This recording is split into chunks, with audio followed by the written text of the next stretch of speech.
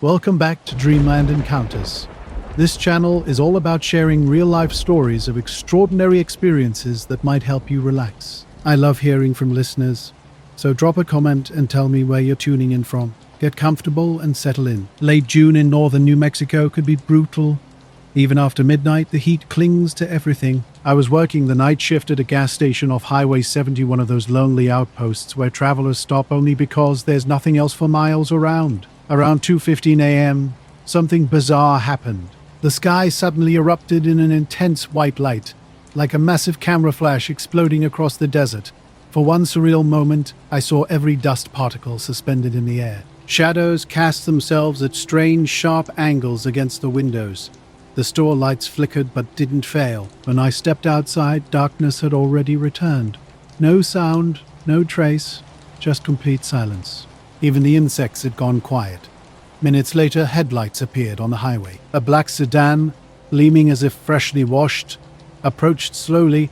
Instead of stopping at the pump, it pulled around and parked alongside the building, an unusual spot where nobody typically stops. Two men entered, dressed identically in funeral-style black suits. Their white shirts and black ties were immaculate, which was striking considering how dust covers everything out here. They were similar in height, pale, clean-shaven. Their ages were impossible to determine. Their faces seemed intentionally blank. They walked in perfect synchronization toward the coffee station, never acknowledging my presence. Something felt off, but I couldn't explain what. I was working the late shift at the store when two men walked in and stood by the coffee machine. They were completely still, not moving or speaking. I asked if they needed help but got no response, not even a glance. Something felt off. They weren't acting like normal customers. A car passed on the highway, its headlights sweeping through the windows. When the light hit them, both turned their heads at exactly the same moment, slow and smooth. Their faces caught the light, and something looked wrong. Their skin seemed flat, almost like wax. I went to the back office to call my boss, Gary. The line rang a few times before he picked up. But as I started explaining about the men and the strange flash, the line cut out. No click, no static, just silence. When I tried again, the phone was dead. Returning to the counter, I realized the men were gone. The door hadn't chimed, and I hadn't heard a car. I stepped outside and looked around the parking lot. The black sedan had vanished. Only the empty highway stretched in both directions. The clock read 2:37 a.m. Somehow, 20 minutes had passed without me noticing. The rest of the shift was unnaturally quiet. I kept watching the windows, expecting headlights to return, but they never did. When Eli arrived in the morning, I told him what happened. He laughed at first, thinking I was joking. But when I mentioned the flash, his attitude changed.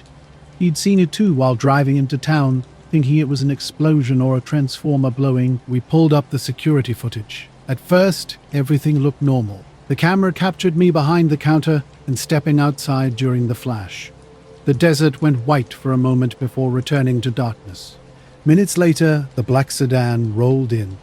Both men got out and walked inside. That's when we noticed something strange.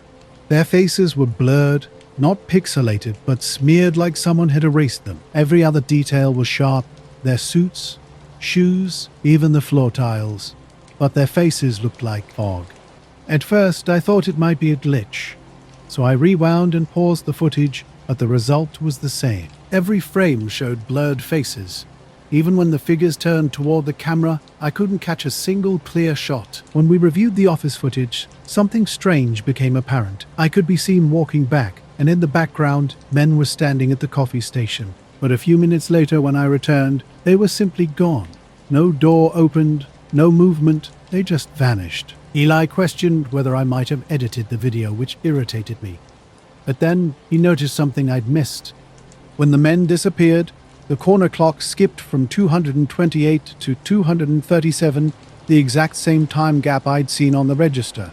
Checking the outside cameras revealed more oddities. The camera pointed at the pumps captured a black sedan pulling up but not leaving.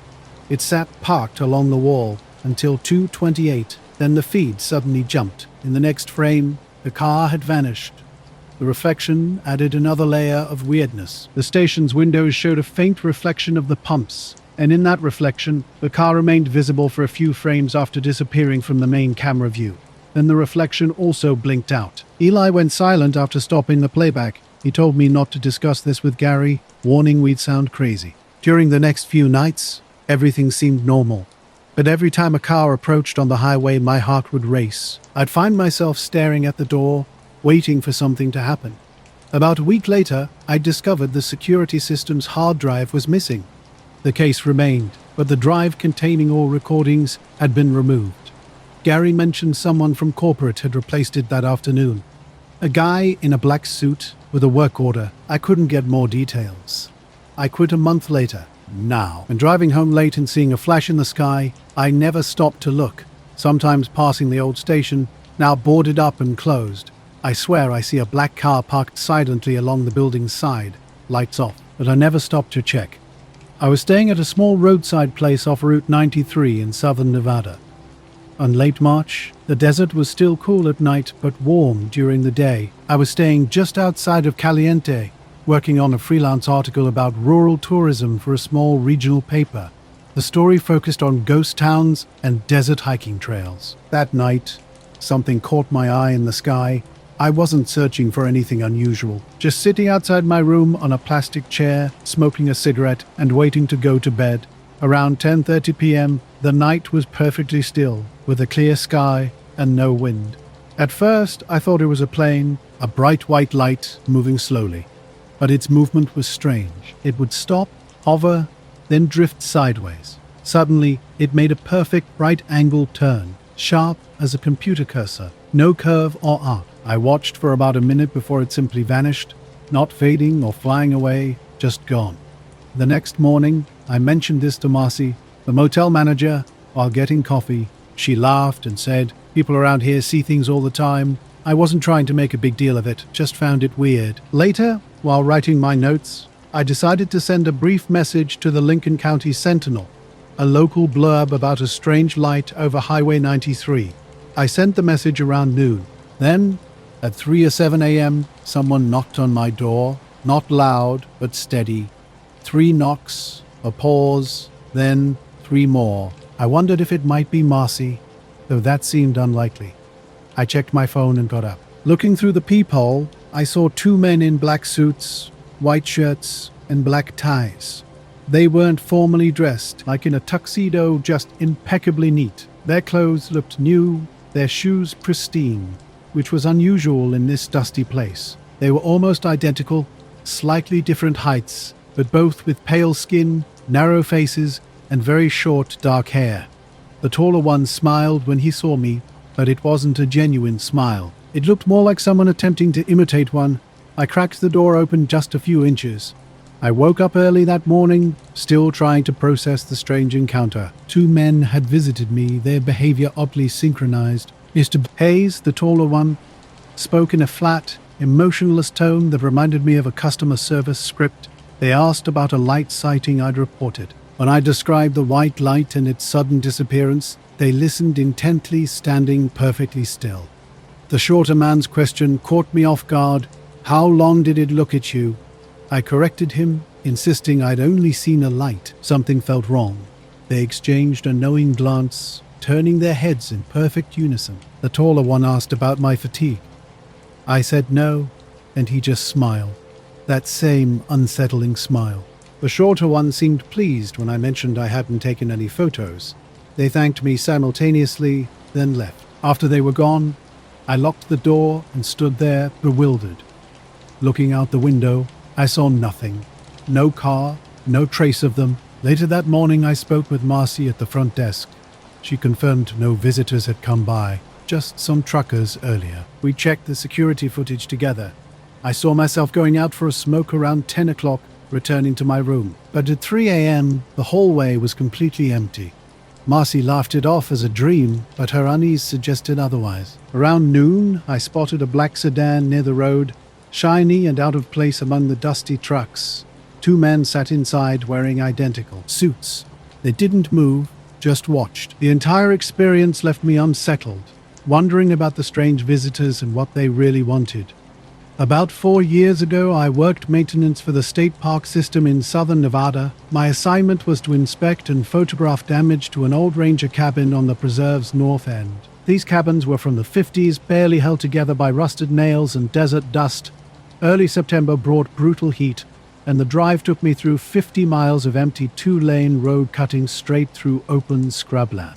I left the maintenance yard just after sunrise. By the time I reached the dry lake bed where the cabin sat, temperatures were already pushing 90°. The asphalt shimmered with heat, and no other vehicles were in sight.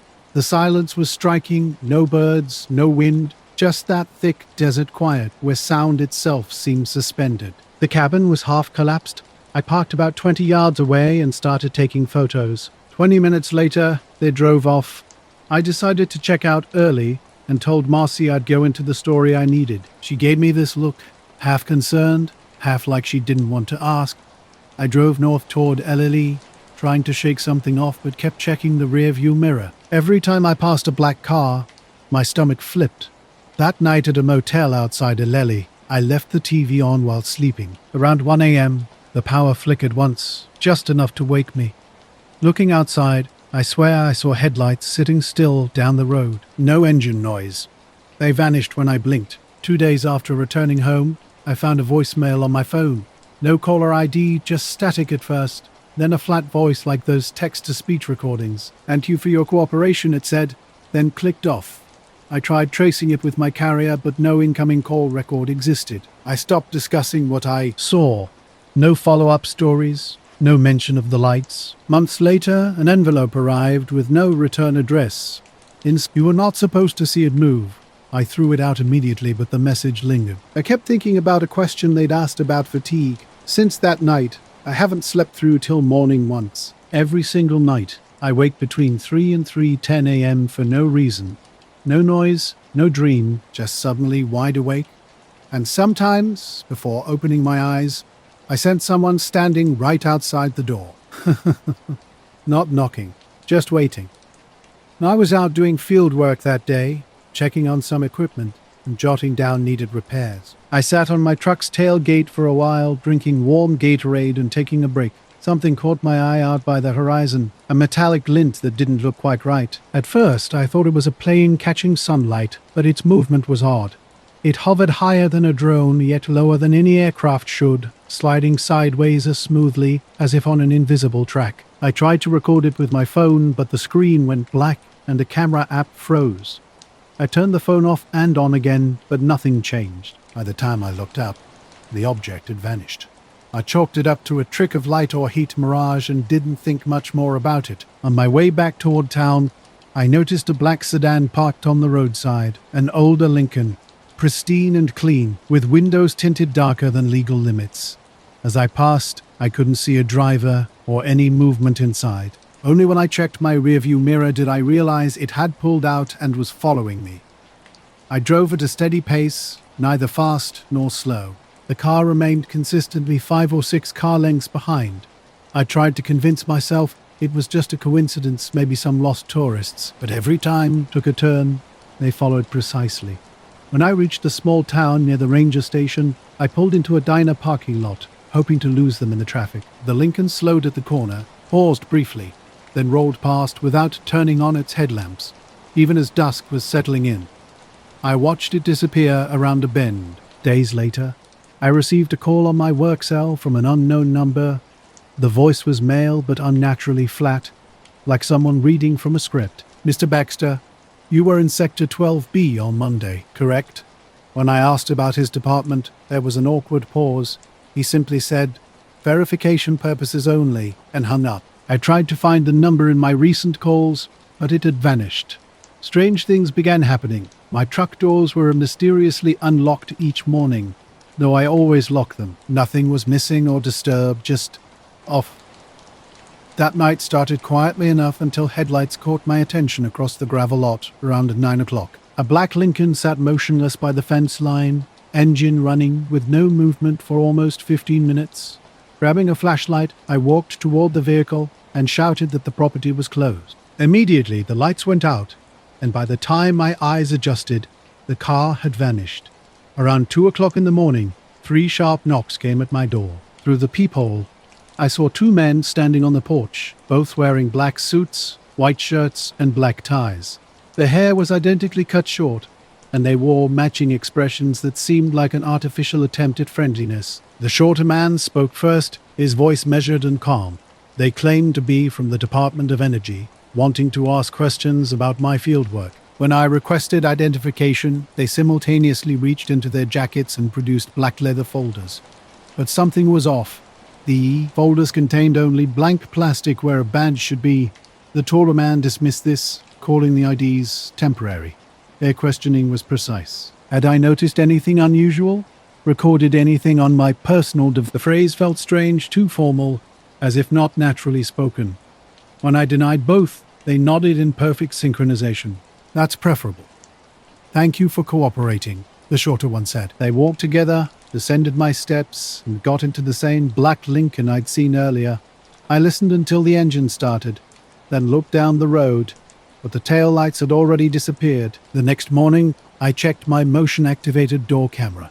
The footage showed me talking to apparently empty space. Unsettled, I spent the following nights hearing a low, persistent hum outside the house, sleep coming in fitful bursts. 9 Transformer hummed in the distance, its sound seeming to emanate from all directions at once. Murphy, my dog, would lift his head and gaze at the window without making a sound. A week later, while driving to another site near the dry lake, my radio suddenly cut out mid-song, replaced by static. Then a faint mechanical voice broke through, speaking my name, just Evan. I pulled over, shut off the truck, and listened. The voice uttered one more cryptic message, "You'll forget the details." Then silence. When I turned the ignition back on, the radio worked perfectly, the station continuing as if nothing had happened.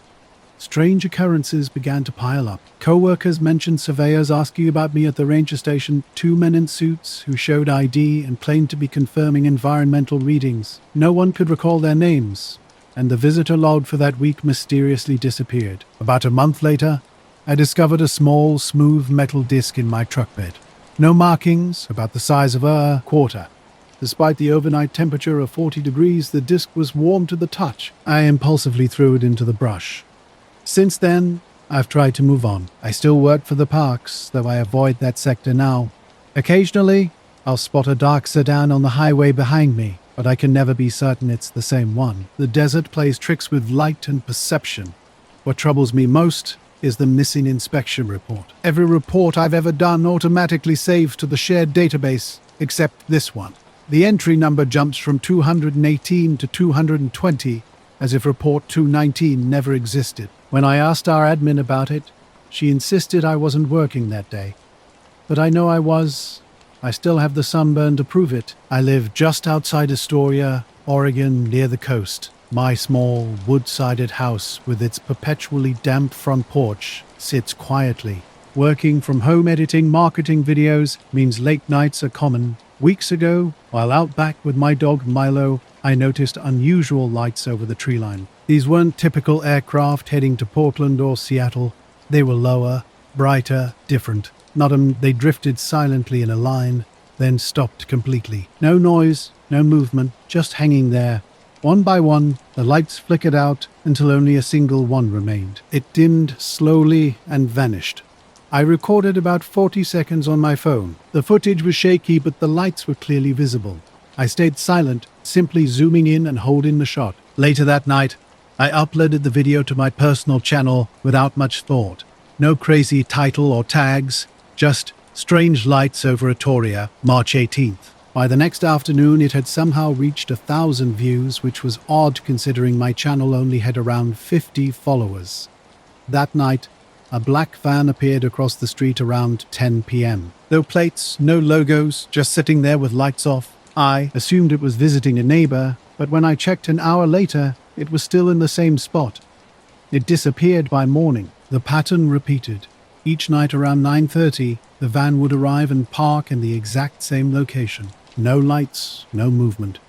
I'd watch through the window, keeping quiet to avoid seeming paranoid. On the third night, I snapped a photo through the blinds. Faint outlines and my living room's reflection were the only details. For a week, this became routine. The van appeared between 9 and 10 p.m., always leaving before dawn. Around the fifth night, I noticed something odd about the video. The view count had jumped to over 6,000. The comments were strange. Multiple accounts were posting identical messages. Take it down. I reported them as spam, but new ones kept appearing. Unknown numbers started calling, never leaving voicemails, just a single ring before hanging up. On the seventh night, I decided to confront whoever was behind this. The van arrived at its usual time, parked directly across the street. The air was cold and thick with fog. Milo, my dog, followed me onto the porch, growling softly. As I stepped off the curb, the van's engine started. No headlights, just the motor coming to life. No, I was standing in the street, scanning the area when a van caught my attention. The front windows were completely tinted, blocking any view inside. As I moved closer, maybe 10 feet away, the vehicle suddenly pulled forward. At first slow, then picking up speed, it rounded the corner and vanished down the hill without turning on its lights. I didn't pursue it. Instead, I just stood there, feeling a mix of stupidity and unease. Milo whined behind me, breaking the street's absolute silence. The next morning, I discovered my video was gone. Initially, I thought YouTube might have flagged it, but upon checking my account, it showed user, something I hadn't done. The account activity revealed the deletion came from a device in a Nevada town I'd never heard of. I immediately changed my passwords and enabled two-factor verification, though this did little to calm my nerves. That afternoon, I called Kelly, a tech-savvy friend who came over to inspect my laptop. She noted it didn't seem like a typical hack, but more like someone had direct access. When I checked the security camera above my front door, the footage was unsettling. It showed me walking onto the porch and into the street, with the van faintly visible under the streetlight. But right before the van started moving, the footage glitched. A single skipped frame where the van jumped from parked to halfway down the street, with no visible acceleration. Kelly suggested the camera connection might have dropped, which could explain the anomaly. Still, I'd never seen anything like it before. That night, restless and on edge, I left the blinds slightly open and kept the porch light on. Around 2 a.m., headlights swept across my living room wall. A black sedan, different from the earlier van, idled past. One of two men inside turned to look directly at my house as they drove by. 2 days later, a white envelope arrived in my mailbox with no return address. Inside was a grainy, low-resolution photo, a still from my own security camera footage showing me standing in the street. No, I stared at the van, catching a small sentence typed in black letters across the bottom. Curiosity is not a shield. I called the police and they sent an officer, a young guy who seemed polite but skeptical. I showed him the photo and footage. He explained about the van. He took notes and said they'd keep an eye out. I never heard back, and the van didn't return. For a while, I convinced myself it was just some weird online prank, maybe someone trying to mess with me after the video gained traction. But a week later, things changed. Driving to Safeway, I spotted the same black sedan at the four-way intersection near the bridge.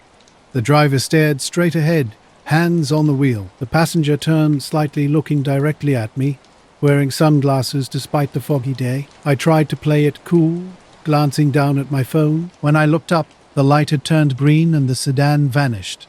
That night, I checked my YouTube account. Everything seemed normal, but the device history page showed another login attempt.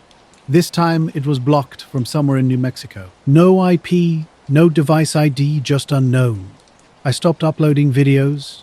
The phone calls ceased. No more vans or sedans parked outside. But occasionally, around the same time the van used to appear, my front camera's motion alert would ping. Opening the feed revealed nothing, just an empty street and the faint reflection of my porch light on wet pavement. Once, though, I caught something at the frame's edge. Not quite a person, but two dark shapes standing side by side. Suddenly, the feed froze and skipped ahead. When it returned, the street was empty. The timestamp showed exactly 3 minutes had passed. I saved the clip to a flash drive, but when I tried playing it later, the file was corrupted. I unplugged the camera and now keep it in a drawer. I still live here. Things are mostly normal, but every few weeks I'll spot a black car parked somewhere unexpected. The grocery store, post office, diner, near the docks, always clean, always idling. I tell myself it's just a car, I get in my own vehicle, start the engine, drive home. But when I pull into my driveway and step out, I always check across the street before going inside, just in case. Nord, I'd been hiking through Joshua Tree most of the day, my small pack carrying just water, snacks, and my camera. The sky was that intense, dry blue that makes rocks stand out, with warm air carrying a desert edge that bites if you stop moving. I was on a quiet service road chosen for its solitude, the kind that gives you the feeling of complete isolation. About half a mile down, I spotted the first SUV. Pitch black, the kind of paint that seems to absorb light. It was parked awkwardly against the rocks, tires half on sand, half on gravel. Initially, I didn't think much of it. Hikers often leave vehicles and such, but as I got closer, something felt off. No dust on the windows, no keys in the ignition, no papers inside. Strange, but I shrugged it off. Maybe a ranger's vehicle or someone working on a trail report. A mile further, an identical black SUV appeared, parked the same way, windows spotless and completely still. The dry wind brushed sand against my ankles as I slowed down, watching. No one was inside. I circled both vehicles, searching for footprints or signs of recent activity. Nothing. No tracks leading away, no recent marks in the sand except my own. I checked and rechecked, trying to spot something I might have missed. I spoke aloud to the desert air, my joke about the situation feeling weird. My voice seemed to absorb differently, softened by the surrounding rocks. As I continued hiking, a growing sensation of being watched crept in. My skin tingled, and I kept glancing back along the road, but the SUVs remained motionless. Hours later, I reached my car at the trailhead. Dropping my pack, I stretched, finally letting my muscles relax. That's when I saw them. Footprints in the sand, not mine. Heavy, wide prints leading directly from the service road to my parked car. I froze. No one was around. No movement, no shadows, no sounds. Just these fresh footprints, not yet blown away by the wind.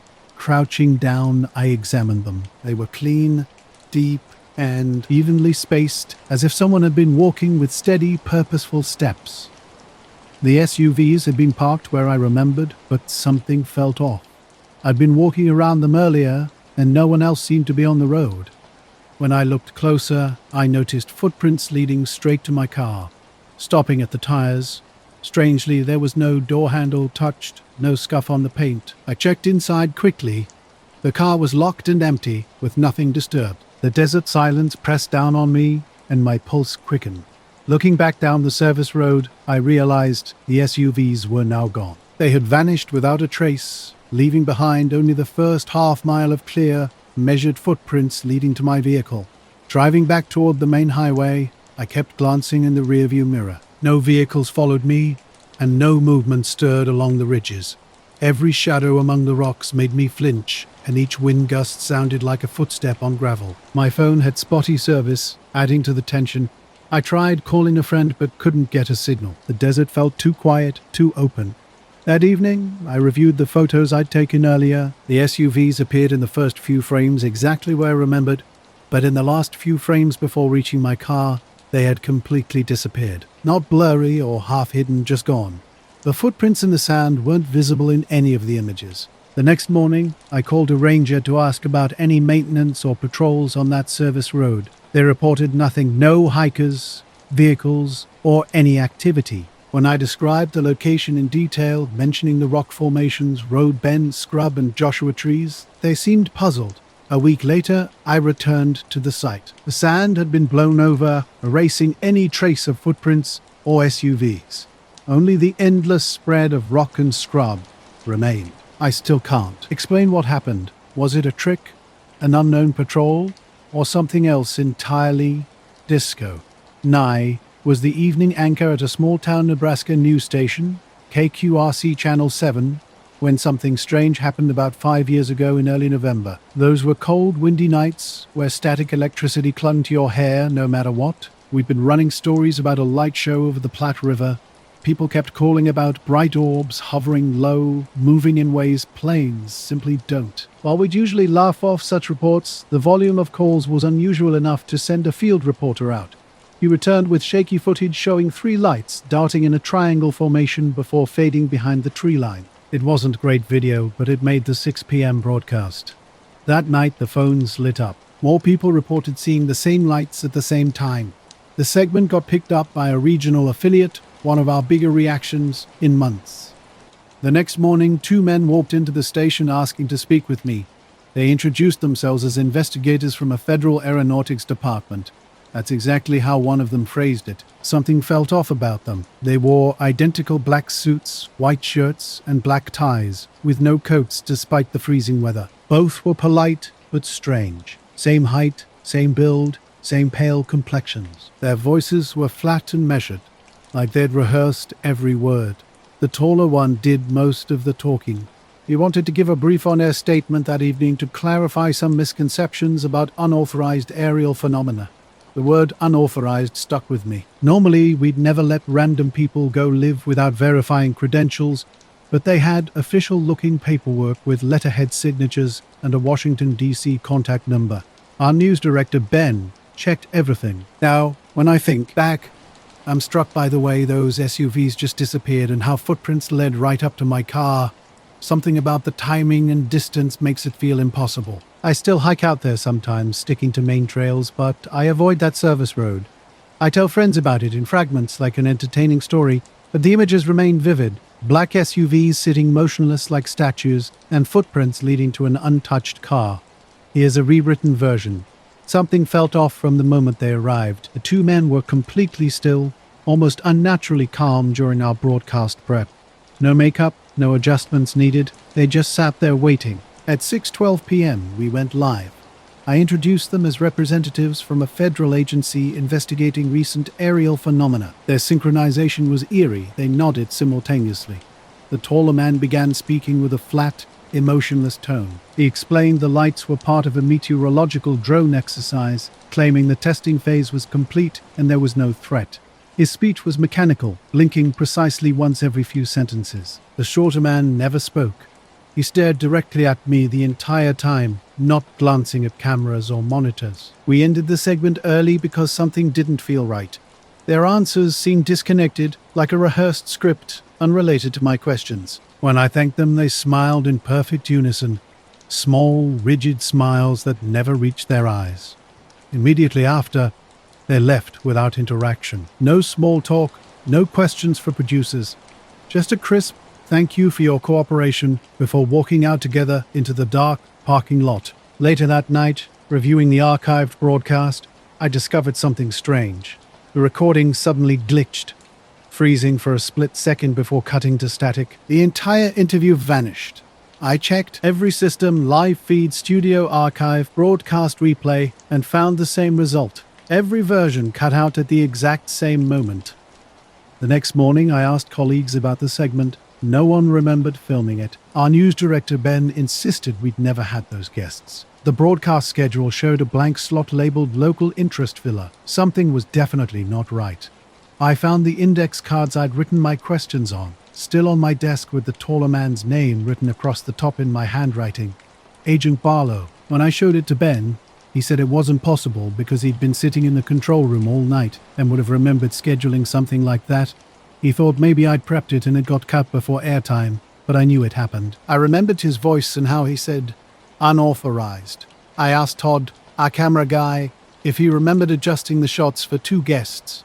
He frowned and said, I only had 1 interview last night, the guy from the animal shelter. That's when I started to feel genuinely unsettled.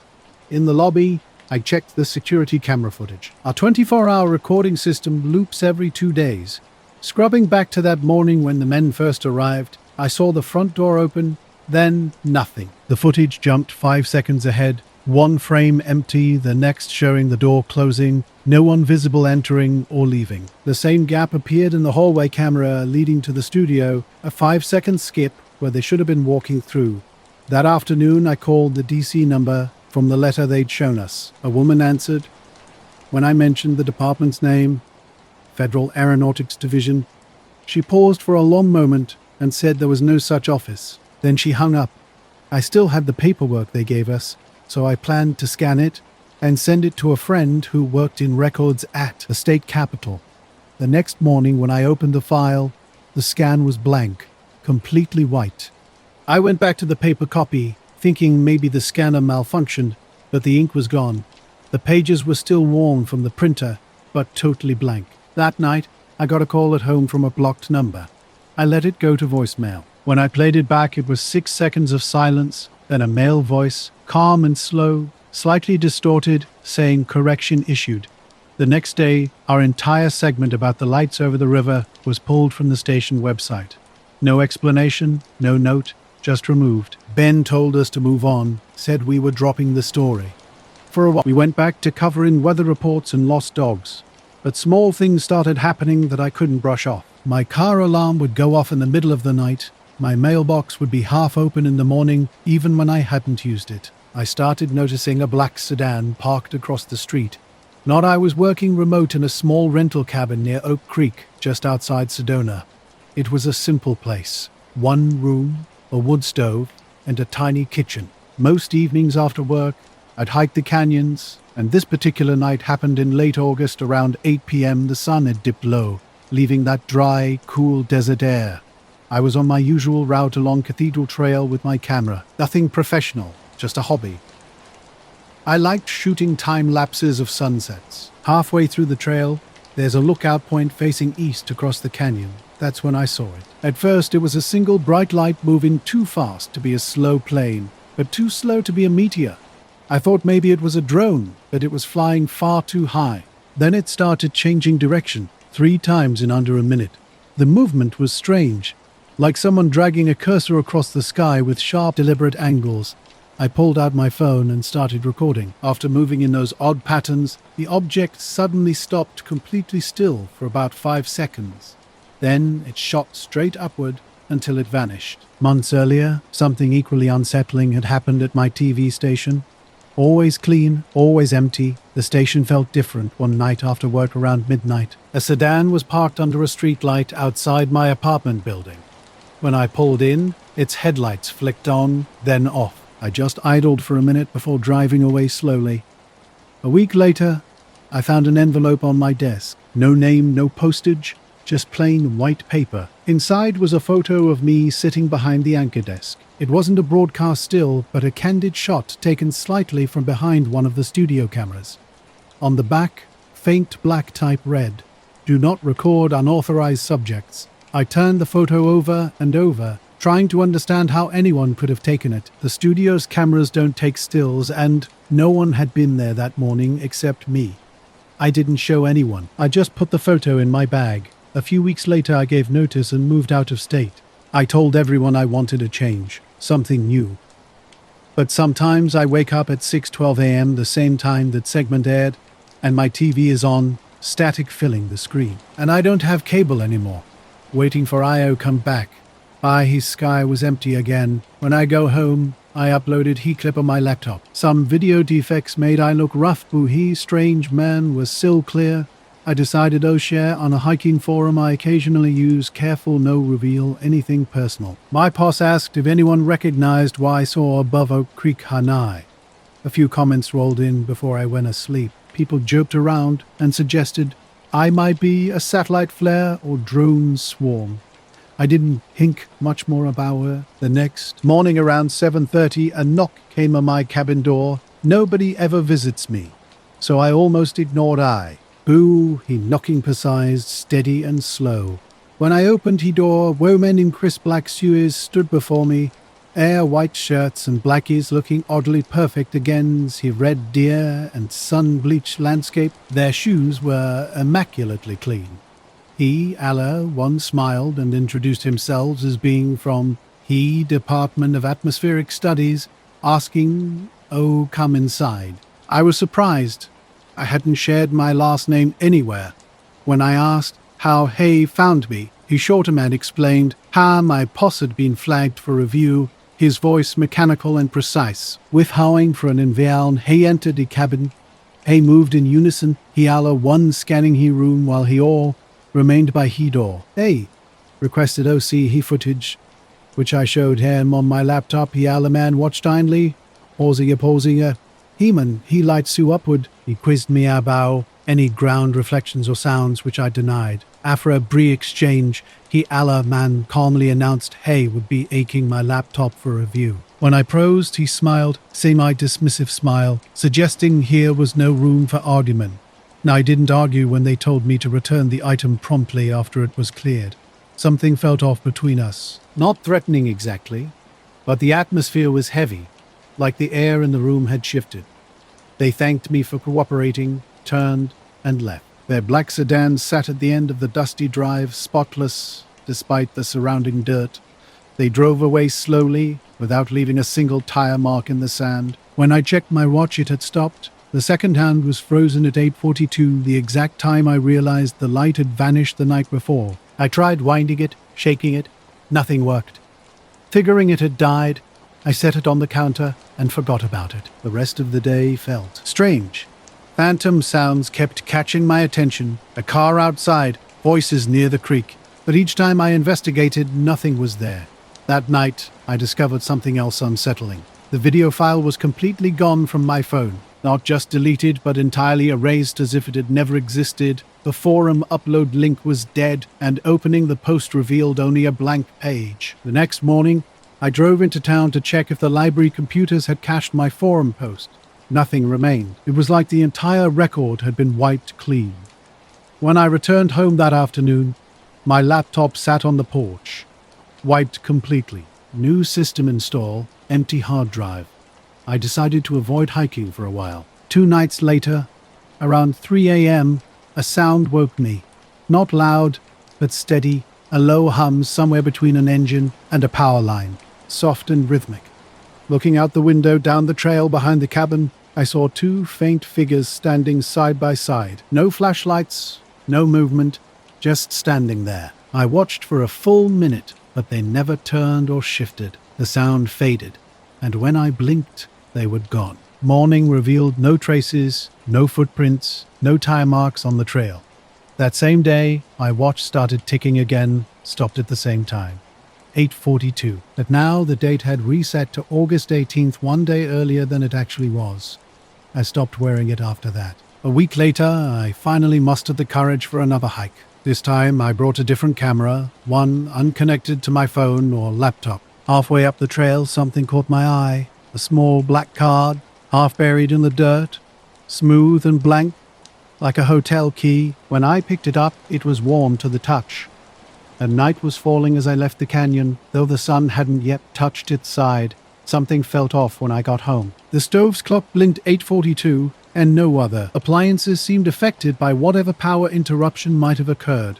Strange occurrences started mounting. My phone's location services would randomly activate. The porch light flickered precisely 3 times each night around the same hour. Driving back from town one evening, I spotted a black sedan parked on the highway shoulder near my road's turnoff. Tinted windows concealed 2 motionless silhouettes facing straight ahead. A week later, a packageless box appeared in my mailbox. Inside was my old watch, the one I'd left on the counter weeks earlier. It was ticking again, but oddly, the second hand moved backwards. I abandoned the cabin before my lease ended, leaving behind most of my possessions. Camera, furniture, even the laptop they'd returned. Hiking became a memory. Months later, while staying with my sister near Flagstaff and helping with her kids, something truly bizarre happened. She called me to her living room, asking about a UFO video I'd supposedly posted last summer. On her phone screen was my canyon clip, same night sky, same darting light. But the narration wasn't mine. Someone else described the scene word for word, matching my original post. The upload date, August 17th, a day before I even filmed it. My research journey had begun differently. In Cazenovia, a small upstate New York town, I was exploring local history. The library, an old stone building with creaky floors and perpetual dust, held my attention on a gray November afternoon that felt like endless dusk. Initially, I sought folklore for a podcast, local legends, ghost stories, forgotten missing person cases. While scrolling through microfilm from the Livingston County Press, 1952 to 1960, a small article caught my eye. From May 1954, it detailed strange lights reported over Canasaraga. A farmer named Elmer Rhodes described a bright orange object hovering above his field. and I found an old report tucked away in the archives, dated May 12, 1954. It was about unidentified lights near West Ridge, close to a property owned by someone named Rhodes. The report ended abruptly mid-sentence with no signature. Something about a subject being interviewed by federal agents and then nothing. My curiosity had been piqued weeks earlier by a strange story involving neighbors reporting an unusual buzzing sound. What caught my attention was a follow-up note 2 weeks later, suggesting Mr. Steck, Mr. Forty-Secury, suggesting Mr. Secua, etc. Rhodes had recanted his statement. The wording felt forced, almost stilted. When I searched for more information, I found little. But a month later, another small article surfaced about a government inspection of the same farmland. It was brief and vague, merely stating that 2 representatives had interviewed local residents and found no evidence of anything unusual. In the town library, I asked Patty, the librarian, about digitized police records. She couldn't help with that, but showed me the archives room. It was a narrow hallway behind frosted glass doors, lined with filing cabinets and those fluorescent lights that hummed just enough to be noticeable. I spent about an hour sifting through handwritten reports from the 1950s. Most were mundane, livestock complaints, vandalism, noise disturbances, nothing remarkable. Then everything changed. I heard soft footsteps behind me and turned, expecting Patty. Instead, 2 men stood in the doorway. Tall, pale, dressed identically in black suits, white shirts, and thin black ties. They didn't look like anyone from town. The one on the left spoke first, his voice clear but strange. "Why are you looking into what does not exist?" The other man repeated the exact same words, same tone, same cadence. It was unsettling. When I asked who they were, the taller one tilted his head mechanically and said, "We are only observers." Their smiles were identical, same angle, same number of teeth. It was like watching a reflection, except they weren't identical twins. Their presence felt off, not threatening, not curious, just flat, like they were reading from a script. I was in the archive hallway when 2 men in suits appeared. Their expressions were identical, perfectly synchronized. No blinking, no movement that seemed natural. Strange pressure built in my ears, like the moments before a thunderstorm. The fluorescent lights hummed louder, vibrating through the floor. I tried to break the tension by suggesting they should talk to the librarian, but without hesitation, they turned and walked out simultaneously. By the time I reached the main library room, they had vanished. The glass front doors were still swinging slightly. Patty looked up when I asked if she'd seen 2 men leave. Her response was immediate. "No, just you." When I described the suited men in the archive hallway, she looked confused. She explained that the only other person in the building that day was her assistant, who had left an hour earlier. Outside in the parking lot, something felt off. Besides my car, an old beige Buick sat where it had been when I arrived. The silence was unnerving, not just quiet, but too quiet. The kind of silence that makes your brain strain for any background noise. Even the wind had stopped. I started my car wanting to hear something normal. In the rearview mirror for a split second, I thought I saw them. 2 dark shapes near the trees at the lot's edge. But when I turned, nothing was there. I convinced myself it was a trick of the light. That night, I reviewed the microfilm printouts from earlier. Something was wrong. The second article about the government inspection had completely smudged just a blank rectangle where text had been. The farmer's report remained legible, but now a faint shadow crossed it, like a reflection of a face with 2 blurred oval eyes. The next day, I returned to ask Patty about the men. She hadn't seen them again, but mentioned something strange. Someone had come in right after I left, asking for the same microfilm reels. When I pressed for details, she said she hadn't looked up, only noting that the person sounded odd, like they were speaking through a speakerphone. Patty checked the cabinet for the reels. Her frown deepened. "That's odd," she said. "The whole box is gone." A week later, I started noticing a black sedan parked across from my apartment. No plates on the front, tinted windows. The car sat there, silent and still. I'd pass by it at different times, sometimes early morning, sometimes after sunset. One night around 9 p.m., while taking out the trash, I glanced through the windshield and noticed 2 figures sitting inside, completely motionless. When I stepped closer, The engine started without a sound, and the car pulled away slowly, not in a hurried manner. After that encounter, I kept my curtains closed. 2 nights later, a soft knock disturbed my sleep. 3 gentle taps. I looked through the peephole but saw no one. I didn't open the door. The next morning, a folded piece of paper waited on my welcome mat. No handwriting, just a small printed phrase in all caps. There is nothing to find. That same day, strange disruptions began. My university library access card stopped working. The admin office claimed my credentials were temporarily deactivated, pending verification, with no explanation. My podcast email account became inaccessible. The password was no longer valid, and the recovery number had been changed to an unrecognizable one. Paranoia crept in, making me wonder if I'd unknowingly done something illegal. I even called the local police station to check if any complaints had been filed against me. The officer's response was cryptic. "You're not the first to ask something like that lately." 2 weeks later, I drove to Colonia to clear my head. The library was closed for maintenance, its windows covered in brown paper. That night, a mysterious voicemail appeared on my landline. A man's voice, clear and precise, stated, "Mr. Hiller, you are no longer required to continue your research. We appreciate your attention." The message ended with 10 seconds of silence before disconnecting. When I tried to replay the voicemail later that evening, it had vanished. Not deleted, but completely gone. My phone log showed no record of the call. Months passed and things seemed to return to normal. I moved, changed my contact information, and never mentioned the incident to anyone. Then, while clearing out old papers, I discovered a library receipt slip I didn't remember keeping. The timestamp read November 8th, 4:13 p.m., the day I was in Colonia.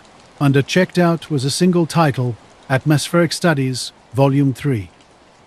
I had no recollection of this book, but beneath the librarian's initials, someone had carefully written, "Oh, I started a side project called Open Skies Radio during the pandemic while working nights at a small AM station in Dayton, Ohio." It was just me talking with people who'd seen weird stuff, UFOs, strange lights, military cover-ups.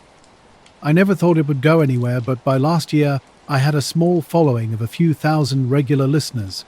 This was enough to attract some interesting guests, like Raymond, a retired Air Force mechanic who'd worked at Wright-Patt in the late 80s. He claimed he saw something stored in a hangar that wasn't an aircraft. His voice shook when he told me about it, and I didn't press him too hard, just asked when and where. He mentioned a few dates and names. The episode went live on a Thursday, and by Saturday, the download numbers were higher than anything I'd ever posted. That same Saturday night around 11:40, I got a call while editing another show. The caller ID just said unknown. I almost ignored it, but I was expecting my co-host about scheduling, so I picked up. There was a pause with faint background hiss. Then a man's voice came through, flat, deep, and slow. "Stop discussing that subject." At first, I thought it was a prank. I said, "Who is this?" Another pause. Then, "Stop now." I laughed and I hung up after maybe 20 seconds. When I checked my phone log, there was nothing. No number, no call duration, just a blank spot where it should have been. I tried redialing, but nothing happened. A few minutes later, my studio lights flickered. I was working in my apartment's spare bedroom with the condenser mic, mixer, and an older Dell laptop. The lights dimmed twice like a brownout, then the laptop fan revved up for no reason, and the mouse froze. I told myself it was just a voltage dip, something that happens sometimes when the heat kicks on. I went back to editing, but every time I hit play on Raymond's recording, there was this faint noise under his voice. Not feedback, not white noise, more like whispering. At first, I thought maybe it was my own voice bleed from another track, but when I soloed the file, it was still there right beneath the audio floor. It almost sounded like words just too quiet to make out. I texted my co-host Eric and told him something weird was going on. He said maybe I'd corrupted the file while exporting. I woke up to my laptop fan running full blast. The lid was closed, but the screen was glowing faintly. When I opened it, dozens of media player windows were displaying every audio file I'd recorded in the last month. Each was playing simultaneously, with a low whispering static that pulsed and overlapped in a weird rhythm. I'd pulled the raw version from the SD card in my recorder earlier, and the noise was the same. I'd gone to bed uneasy, thinking it was just a tech issue. That afternoon at the station, I mentioned the call to my boss, joking about being threatened by men in black. He didn't laugh. Instead, he said, "Maybe don't poke around that stuff too much." This struck me as odd, especially since he used to work at the same Air Force base as Raymond. When I got home that evening, a black sedan was parked across from my building. My street was a dead end with mostly retirees, so the car stood out. It was spotless, with tinted windows, and two men sat inside wearing black suits and white shirts. No movement, no talking. I noticed there were no front license plates, which is unusual for Ohio. They just sat there, unmoving. Eventually, I convinced myself it was a coincidence and went to take a shower. 15 minutes later, the car was gone. Around 9 p.m., there was a knock at my door. Through the peephole, I saw two men in matching suits, one tall, around 6 feet, with slick black hair and clean-shaven, the other shorter, thin and bald. The taller one spoke first. "Mr. Lang, when I confirmed—" He nodded, as if verifying something to himself. His voice sounded strange, like he was reading words phonetically. No accent, just unnatural pacing. "We'd like to ask you a few questions about a recording you made," he said. The shorter man added they represented an agency concerned with false information dissemination. His smile didn't reach his eyes. His mouth moved, but nothing else changed. I refused to let them in without ID. The tall one showed what looked like a badge, but I couldn't make out any details, just a flash of silver and plastic. Then he said something that made me stop breathing. "You have been warned once, but after Eric and my boss, you need to leave," I said. "Eric and my boss. You need to leave," I said. The two men exchanged a look, then both smiled simultaneously, their expressions identical in angle and movement. I watched, sensing something rehearsed. Without another word, they turned and walked down the hall. Their footsteps faded in the stairwell. Peering out the window again, I saw the black sedan still parked on the street, its tint preventing me from seeing inside. I called Eric, who instructed me to grab my stuff and stay at his place for the night. I collected my laptop, hard drives, and backpack. But when I tried to export my project files, the computer froze. The screen went black, displaying a single line of text, "Stop." I powered down and left for Eric's home in Huber Heights. During the drive, I noticed headlights in my rearview mirror multiple times. They maintained the same spacing and brightness. When I changed lanes, they followed suit. I made random turns off the main road, but the car remained consistent, never speeding up or falling behind. Pulling into Eric's driveway, the headlights slowed and switched off about a block away. I rushed inside. Eric initially thought I was exaggerating until we went outside together. The area was quiet, suburban, dark, and still. We spent the night attempting to recover my files on his computer. Dozens of interview hours had been replaced with static. Some clips contained low, garbled voice fragments. Boosting the audio caused the waveforms to flatten as if deliberately erased. Around 3 a.m., Eric's power flickered, his router reset, and an unknown notification made his phone freeze. He suggested the light rain might be interfering, but the timing felt too precise. Returning home the next morning, the black sedan was gone. 2 wet boot prints stood, side by side on my front doormat, perfectly aligned. No muddy trail led to or from them. I discarded the mat immediately. For a week afterward, my sleep was disrupted. My phone would ring once or twice nightly, always showing an unknown number. When answered, silence greeted me twice. My mail was tampered with, letters opened and resealed. I discontinued the podcast, telling listeners I was taking a personal break. About a month later, I checked a backup cloud folder I'd forgotten. The file names remained, but their contents had vanished. When I first noticed the tracks, I was heading out to feed the cattle, just like every other morning. My place sits about 15 miles east of Springfield, Missouri. 120 acres of mixed pasture and woods that I've called home most of my life, inherited from my dad. Nothing much ever happens out here, except maybe a wandering coyote or the occasional drunk teenager knocking down a fence post. The night before, folks in town had been talking about lights over the ridge. A few people claimed they saw bright, silent flashes near Route D, white and green, moving too fast to be a plane. I didn't see anything myself. When I checked the barn around 10 o'clock, the sky had this strange, dull glow, like lightning behind clouds. except there was no storm. That morning, thick fog hung low over the field. When I came around the side of the barn, I saw the tracks. They weren't mine. My old Silverado leaves different marks. These were narrower, with a clean, deep tread that looked like it came from a government SUV. They cut straight across the north pasture and stopped near the fence line by the creek. I followed the tracks, thinking maybe a delivery truck had gotten turned around. The grass was soft that time of year, and the ground was still wet and shiny where the tires had pressed down. That's when I saw them. 2 men standing by the fence, both in black suits, white shirts, and black ties. The fog made them look out of place, like cutouts pasted onto the scene. They had what looked like metal rods or tools, maybe a foot long, and were crouched down, poking at the soil. I stopped about 30 yards away and called out, "Morning, can I help you with something?" Both turned at the same time, not startled, just synchronized. A tall guy with pale skin and slicked back hair stood up straight, holding a small metal case in front of him. "Good morning, sir. We're with the Department of Agriculture," he said, his voice deep and unnervingly, even like he'd practiced the line. Later, when I tried to download the call logs, they all came through blank, just 0-byte placeholders. The only thing left was a 5-second clip labeled intro.wave. It was just static, then a voice saying my name in that same flat tone. That's when I noticed something else. My phone's clock was off by exactly 13 minutes, and when I reset it, it jumped back to the timestamp of that first call. I was out on my property when 2 men approached me. They claimed to be from the Department of Agriculture collecting environmental samples, but something felt off from the start. They didn't have visible badges or a truck, just tracks leading right to where they stood. The older one, wearing dark sunglasses despite the foggy morning, said it was standard procedure.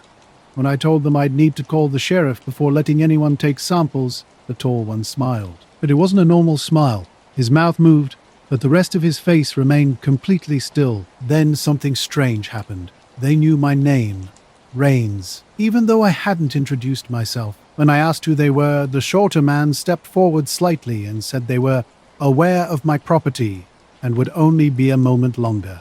He crouched down and pressed a metal rod into the ground. It made a faint humming sound, like electricity running through a power line. I decided to go inside and call Sheriff Malone, thinking if they were legitimate, no harm would be done. The walk to the house took about 5 minutes. When I glanced back, both men were still there, one crouched, one standing perfectly still, watching me leave. I called the sheriff's office from the kitchen. Dispatch said Malone was on another call but would be here in about 15 minutes. When I went back outside, the fog had lifted. The pasture was empty. No men, no vehicle, nothing except wind through the trees. I walked back to where they'd been standing. Their tire tracks ended right at the fence and didn't continue. No footprints, no sign of where they'd gone.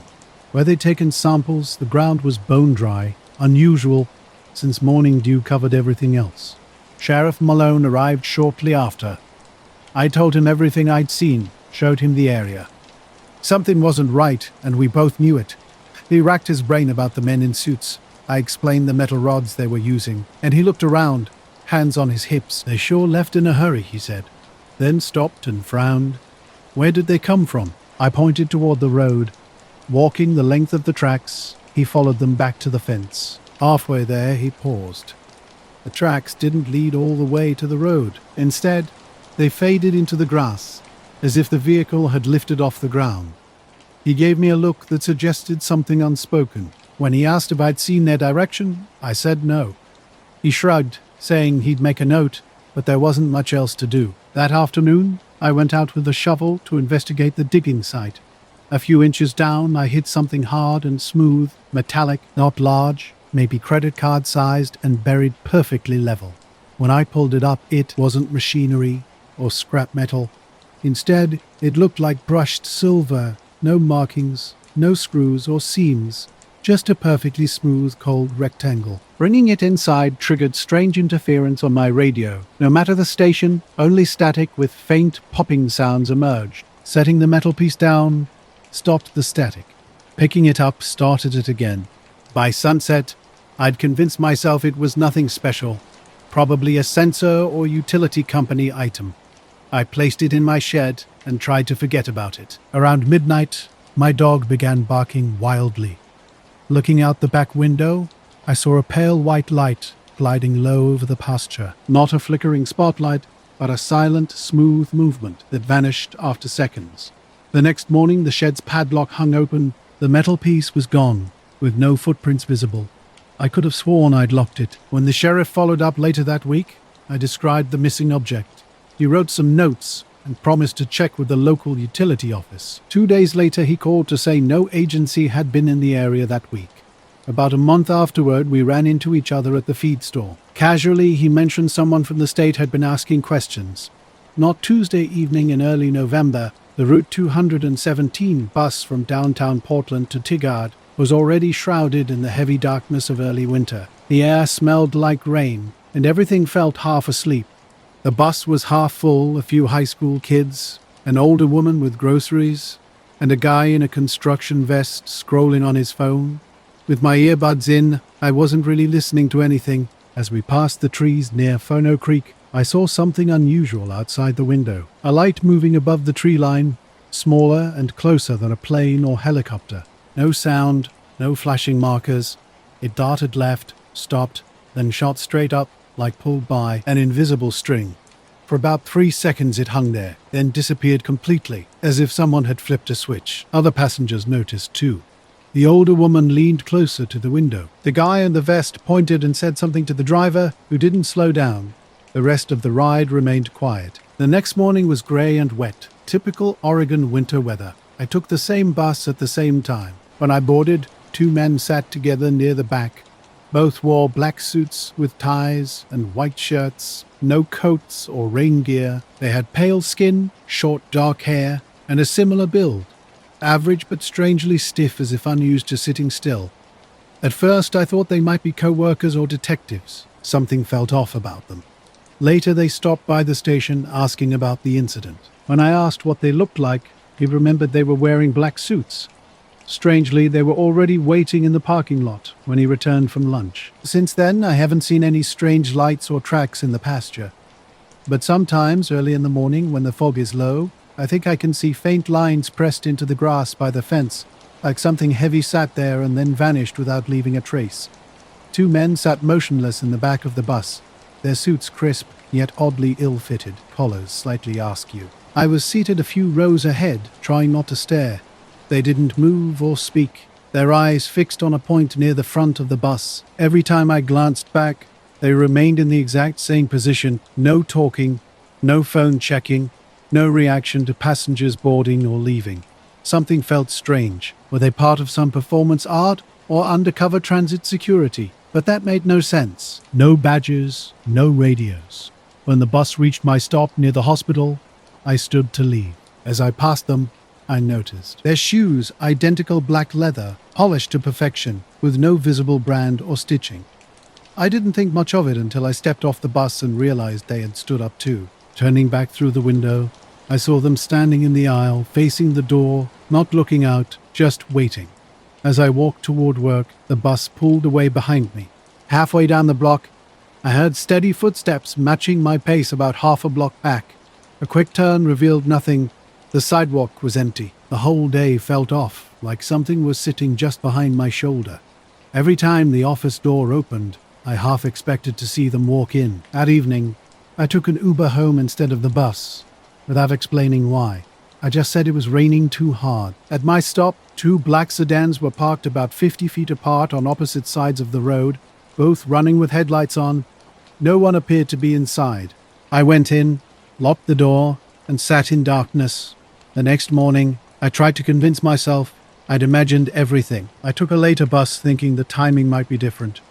But there they were again, back row, same seats, same suits. I froze before boarding, and the driver's impatient look forced me to sit near the middle. The 2 men didn't move or acknowledge anyone. About 10 minutes into the ride, as the bus stopped at a construction zone, I looked back. Both had turned their heads slightly. I was waiting for the bus that morning, fog thick around me, visibility barely reaching 30 feet. When the bus pulled up, it was almost empty except for 2 people sitting in the back. Same suits, same blank faces. Something felt wrong. Earlier, there had been strange incidents. A few days before, I'd found my back gate unlatched, despite always keeping it locked. Another night, my motion sensor light kept flickering with no wind or movement. Then came the mysterious business card, plain white with just a local phone number in black ink. No logo, no name. It started on the bus before. We were sitting at an angle, not directly facing each other, but somehow synchronized. When the light turned green, we faced forward simultaneously. No one else seemed to notice. At my stop, I got off quickly and walked fast toward the corner, wanting to look back, but afraid of being obvious. When I glanced over my shoulder at the next crosswalk, they weren't there. The bus was pulling away, and I scanned the sidewalk, shops, and parking lot. Nothing. They were gone. Then came the unsettling encounters. One evening, someone knocked 3 short times. Through the peephole, no one was there. My front yard was empty, the street quiet. But as I turned away, I caught a faint reflection of headlights moving slowly past my house, pausing briefly before driving off. After that, I stepped with the light on. I started avoiding the bus, letting it leave without me. The driver honked, annoyed, but I couldn't move. I called in sick and walked home. No cars followed, no strange notes, no knocks, just silence. Now I drive more often, switching routes. I haven't seen them again, but I still check my rearview mirror at stoplights, half expecting to see those 2 expressionless faces reflected behind me, waiting. On foggy mornings, I find myself staring at the tree line along 99W, watching for that darting light. It never shows up, but I can't stop looking. Northeast of Sedalia, Missouri. An abandoned airstrip stretched out before me. Cracked asphalt and empty hangars from the 80s dominated the landscape. Silence hung in the air. My mission that night was simple. Capture some photos for my small aviation blog. The March sky was crystal clear, with cold air that cut sharply against my skin. As I'd pulled onto the gravel driveway, something caught my eye, hovering at the far end of the tarmac. At first, I assumed it might be a crop duster pilot practicing maneuvers, but something felt off. Complete silence surrounded me. No engine hum, no navigation lights, just a dark, angular object roughly the size of a Cessna. It remained motionless, suspended in place. I sat in my truck, trying to rationalize what I was seeing. Was it a weather balloon? A strange reflection? Then, methodically, it moved parallel to the runway before vanishing behind the trees at the property's edge. Unsure what else to do, I called the Sedalia Police non-emergency line. The dispatcher listened politely but seemed unconvinced. I detailed my description, location, and emphasized the object's silent hovering. She assured me the report would be noted, and that was that. On my drive back to town, I couldn't shake an uneasy feeling. Dark roads stretched ahead, punctuated by occasional farmhouses and deer grazing in moonlit fields. The next morning, driving to my IT job at a small insurance office in Jefferson City, something strange occurred. A black sedan appeared on the highway behind me, maintaining an exact distance. This alone might not have been suspicious, but when a second black sedan joined, mirroring my every lane change, I grew concerned. I attempted various tactics, slowing down, speeding up, taking unexpected detours. The cars remained constant, never signaling, never turning their heads. Trying to sound calm, I called my coworker to say I might be running late. When I finally reached the office parking lot, both vehicles stopped at the far end. Engines idling, they watched briefly before slowly driving away in parallel without acknowledging anyone. Throughout the workday, I found myself constantly glancing out the window, scanning the lot and street, unable to shake the feeling that something was not right. Night wide awake, unable to calm my racing thoughts. 2 black sedans, their drivers unnaturally still, had been haunting me since my report near the airstrip. Around 2 a.m., I could have sworn I heard gravel crunching outside, but when I peered out the window, nothing was there, just a fleeting hint of headlights across my garage door. It all started after work, when I deliberately took a different route home. About 10 miles from my house, I discovered a typed note tucked under my truck's windshield wiper. 4 words in all caps. You didn't see anything. No signature, no explanation. My hands trembled as I read it, scanning the empty street and dark houses. I tried rationalizing the encounter. Maybe local law enforcement or some government agency was taking my report seriously. But something felt off. No badges, no official identification, just those mysterious cars and the cryptic warning. The next morning I drove past the airstrip on my way to work. Cracked asphalt, sagging hangars, broken fencing. No trace remained of what I'd seen. I searched surrounding fields for tire tracks or footprints but found nothing unusual. Days passed. No cars followed me. No more notes arrived.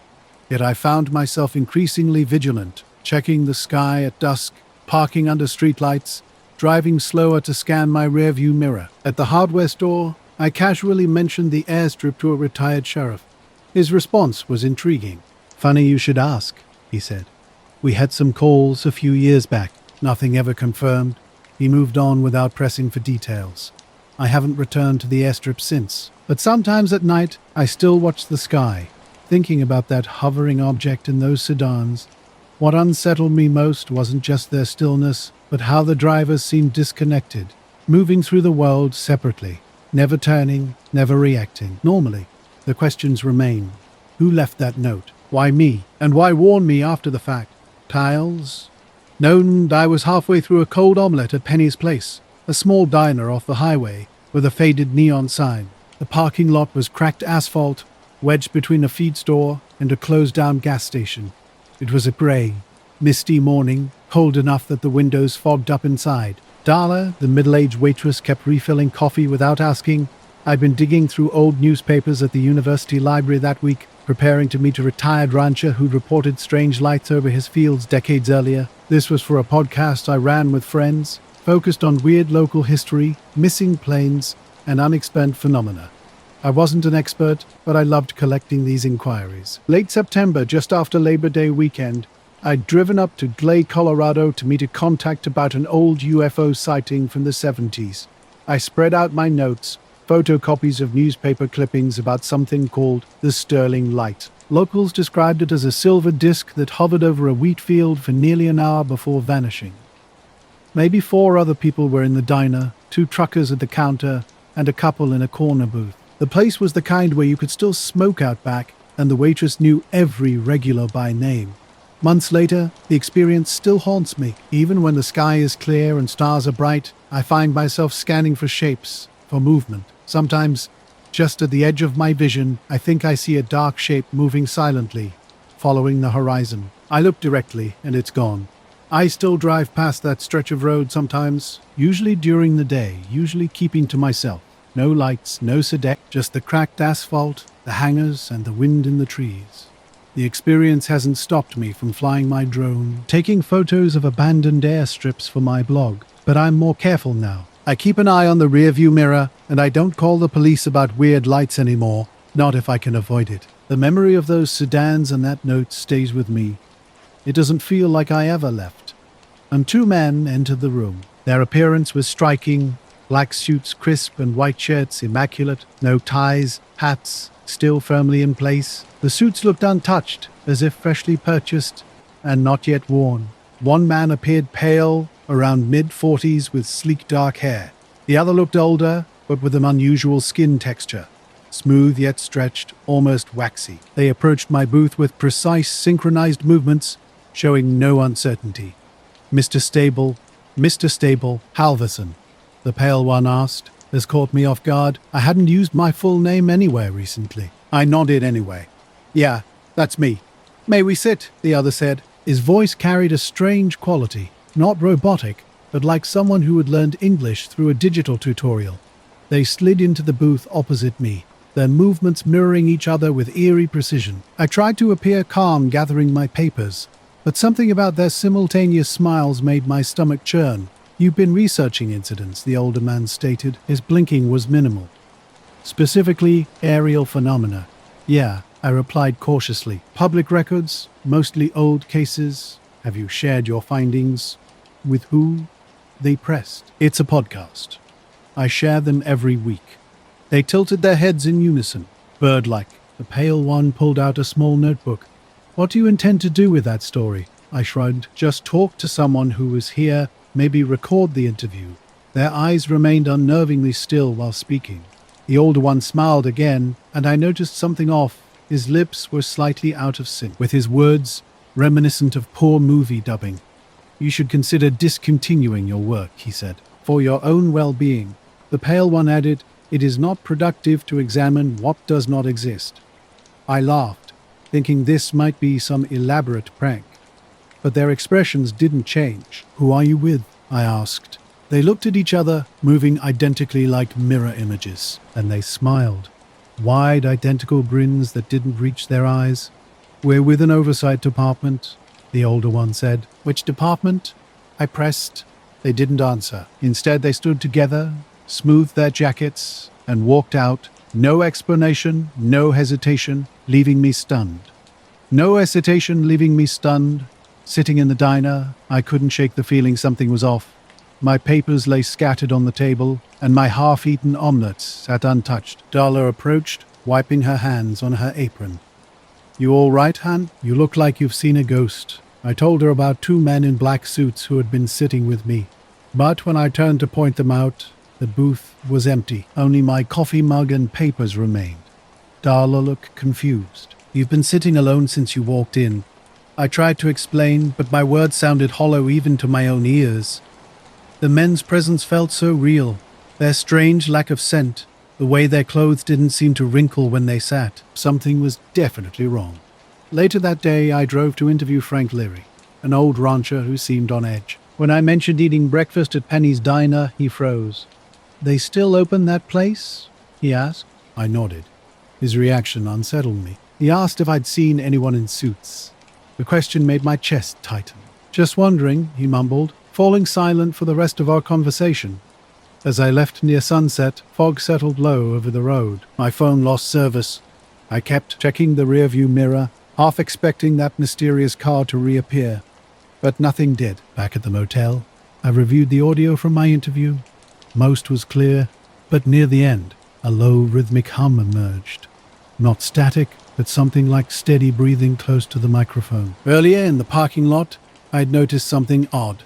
The small lot had only my truck and an abandoned Ford. No black sedan, no sign of the men leaving. About 10 miles down the highway, a dark vehicle, maybe black, maybe dark blue, followed me at a steady distance for several miles before turning away when I headed to the ranch. The entire day felt surreal. Those men, their impossible presence, Frank's nervous behavior, something wasn't adding up. Now, I hadn't turned the recorder on when I tried to replay the conversation at the diner with the 2 men. The next morning I went back, but Penny's place was closed. A handwritten sign hung on the door, stating closed until further notice. Tight blinds covered the windows, and no cars were parked out front. When I called the number from the previous day's receipt, it was disconnected. I still have the notebook they looked at, not mine. The Pale One must have left it on the table. It's a plain black notebook with no writing or logo. Inside, only a single phrase is neatly written on the first page. Do no speak of Wasin. I'm unsure how it ended up in my papers, or why I didn't notice it earlier that night. What I do know is that I stopped working on the Sterling Light story after that. That night, I came home tired and anxious. The first thing I noticed was my front door wasn't locked. I live alone in a small bungalow on Cedar Hill's outskirts, and I'm usually meticulous about checking locks. I remember thinking, no way. I locked it. Pushing the door open carefully, I immediately noticed a faint smoke smell. Not from the hall. Wood stove, but like something had briefly burned. My heart raced. I grabbed the baseball bat from the coat rack and walked through the living room toward the kitchen. A single notebook page sat on the counter, its edges still smoldering and curling. At first, I couldn't make sense of it. It was a sketch I'd drawn earlier that evening, a quick diagram of the lights people had been seeing over the old quarry. I'd been documenting witness accounts, times, and rough diagrams. Somehow this one sheet had been set down and burned, yet nothing else in the kitchen was damaged. I checked the counters and floor thoroughly. No ash marks existed beyond the page itself. I froze, half expecting someone to emerge from the shadows, but the place was quiet, almost too quiet. My phone sat on the charger with no missed calls or messages. I snapped a picture of the page, then carried the smoldering sheet to the sink and soaked it. I called my neighbor Marty to ask if he'd seen anyone around. Nah, he said. You're imagining things. But even as I listened, I knew I wasn't imagining anything. Something had definitely been here. Norna had been pacing all evening, constantly checking doors and windows. At 1:30 a.m., a soft knock came, not like a neighbor's casual rap, but something slow and deliberate. Peering through the peephole, I saw two men standing outside. They wore black suits and overcoats, both thin and sharp-looking. One held a clipboard while the other stood with hands clasped, completely still. They didn't repeat the knock or say anything. Cautiously, I opened the door a crack. "Can I help you, Miss Halden?" the clipboard-holding man asked, his voice eerily calm and flat, as if reading from a prepared script. "Yes," I managed to say, swallowing hard. "Who are you?" I asked. "We're from the Historical Preservation Office," the second man replied, offering a faint smile that never reached his eyes. When I looked confused, he tilted his head slightly, almost childlike. "We're concerned about preserving local history of certain events," he explained. "Events?" The first man extended the clipboard. "We would like to ask you a few questions about lights." "You've seen them, yes." My voice trembled slightly as I confirmed, "I document local sightings, that's why I keep these notebooks." "Have you ever seen lights that do not make sound?" The question struck me. It was phrased exactly as if someone had rehearsed it. My eyes darted to the notebook on the counter.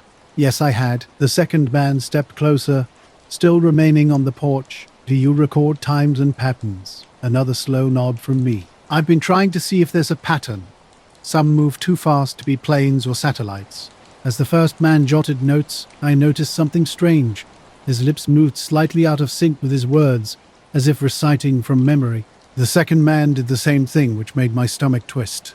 "May we see your notes?" he asked. I hesitated, feeling an instinctive reluctance.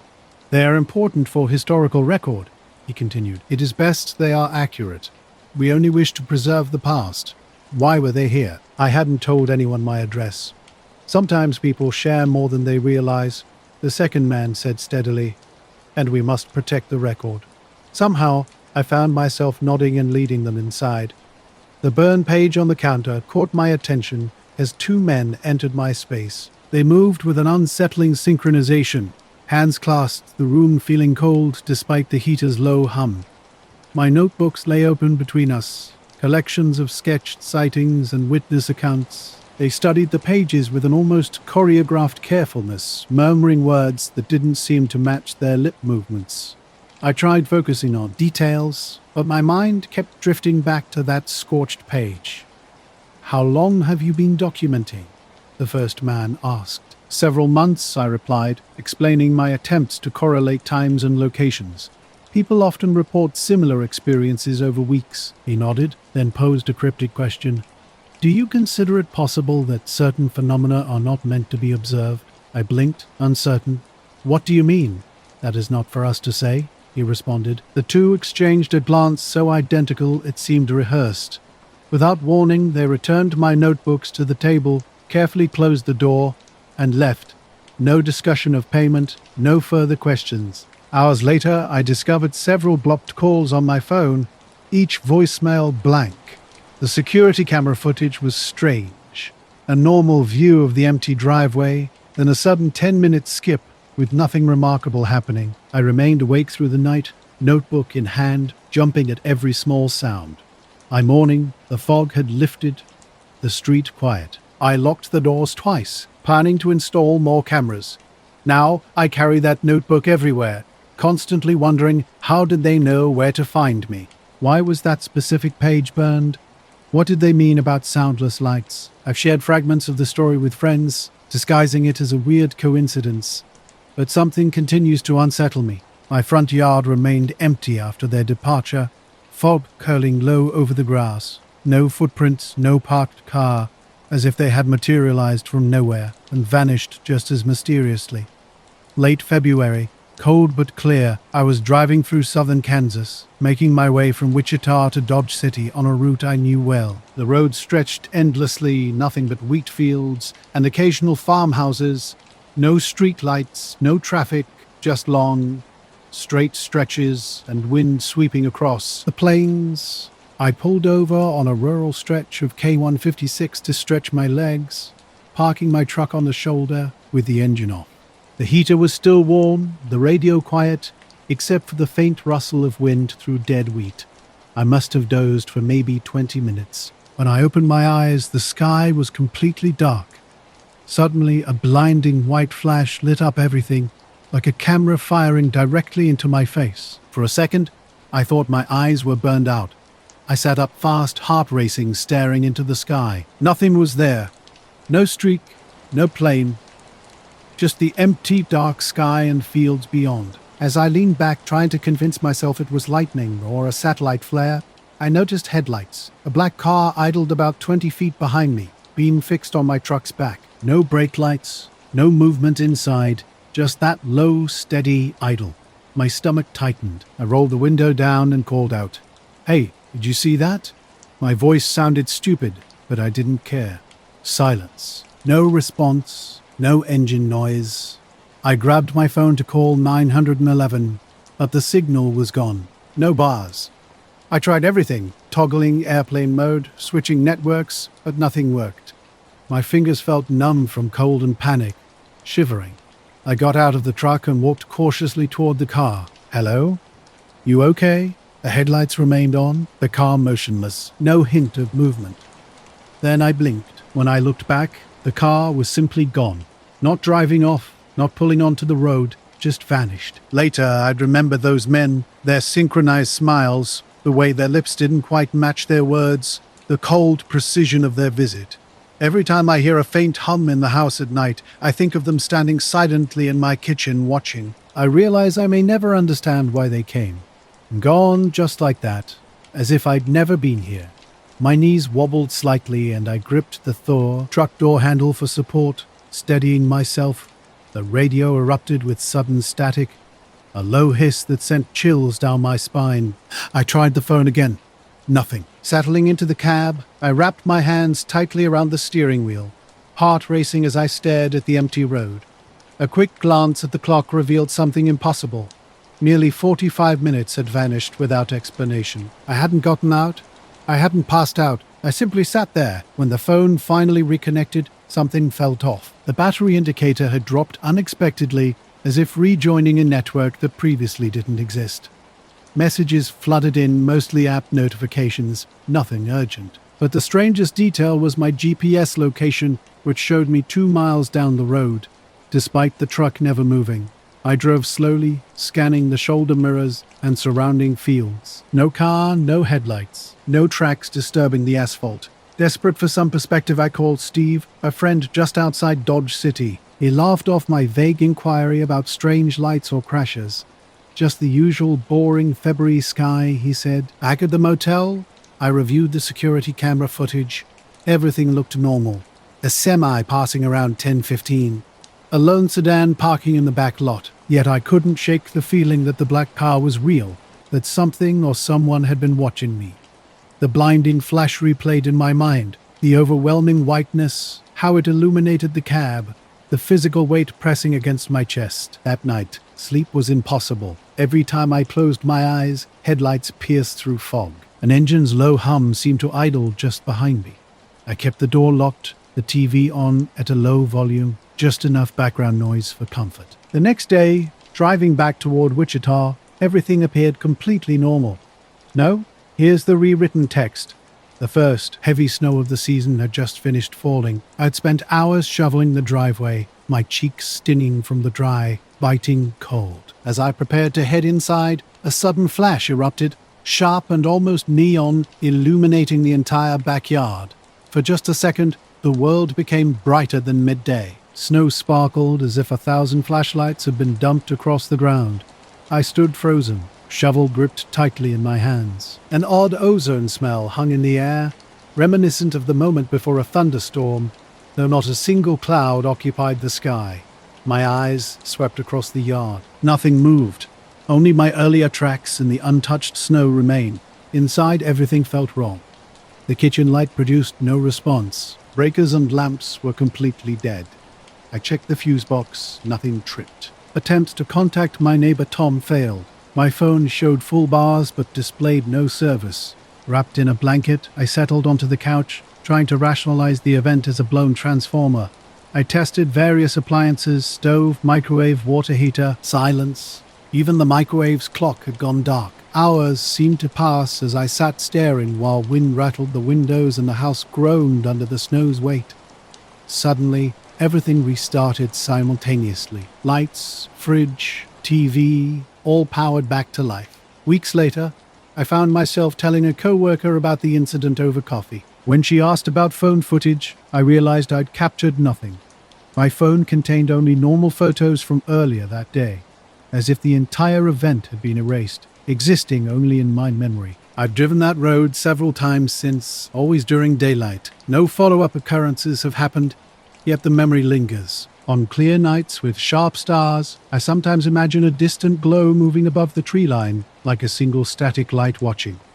I can't explain the lost time, the disappeared signals, or the strange pause that seemed to suspend the world. I returned home safely, physically untouched. But something about that night continues to unsettle me. A quiet weight that resurfaces every time I pass that stretch of road. The heater hummed in the background as my phone buzzed with missed calls from Tom. When I stepped outside to check the yard, an eerie scene stopped me cold. Two men stood motionless on my porch, their presence unnaturally solid and still. They didn't move or acknowledge me when I opened the door halfway. Dressed in black suits and overcoats with gloves and hats, shadowing their faces, one tall and broad-shouldered, the other shorter and thinner, they seemed almost like statues. I tried to grab my phone to record them, but in an instant, they vanished. No walking, no turning, simply gone. Racing outside, I searched for tracks in the snow. Nothing. Not a single footprint disturbed the pristine white surface. The snow on the porch and steps remained perfectly smooth, as if no one had ever been there. Back inside, my heart hammering, I kept checking the front window. The street was empty. Only wind rustling through pine trees at the yard's edge broke the silence. An hour passed, and I attempted to rationalize the experience. Maybe it was a hallucination from the cold, or my brain playing tricks after the blackout, but my gut told me something else. That green light earlier wasn't normal. Those men weren't normal. Checking the backyard again, I found no new footprints from the flash. The pine trees stood untouched, the fence unbroken, snow smooth everywhere, except where I'd shoveled. That night, sleep eluded me. Every time I closed my eyes, I saw them on the porch, perfectly still, staring at the door. I kept my phone on the nightstand, pointed toward the window, afraid to turn. Around, morning brought another 2 inches of snow, completely covering the yard. Returning to the porch, I found nothing. No trace, not even the slight indentation a doormat usually leaves. I told no one, not my neighbors, not Tom. Now I always leave a light on when I go to bed. Sometimes, when I look out the window, I think I catch a shadow at the yard's edge, standing still, watching. But when I blink, it's gone. I haven't seen them again. No flashes, no black suits, no unexplained presences. But that night, the green light, the blackout, their silence, it stays with me. Here's the rewritten text. There are moments that defy explanation. Maybe that's what makes them so unsettling. Maybe that's what makes them so unsettling. On a gray day along Highway 62, about 30 miles outside Ashland, Oregon, something strange happened. I was heading home from a client meeting, my dash cam running out of habit. The sky hung low, muting everything around me.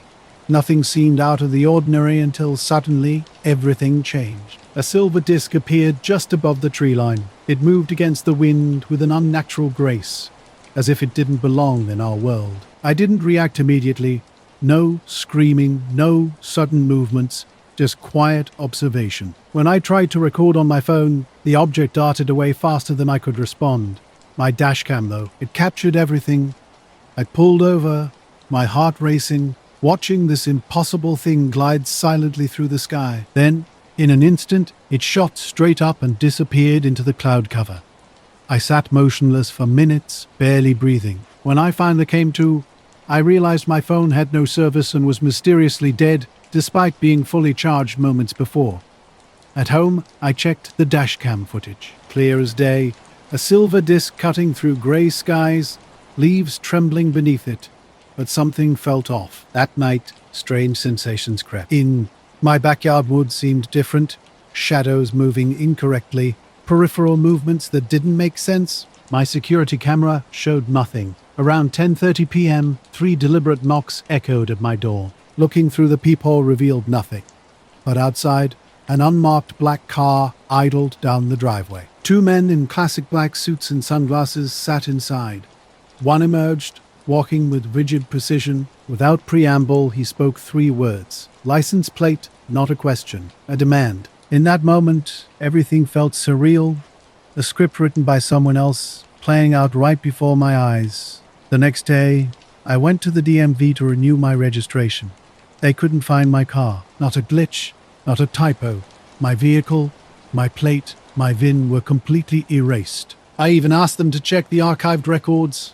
Nothing. It was like the car had never existed.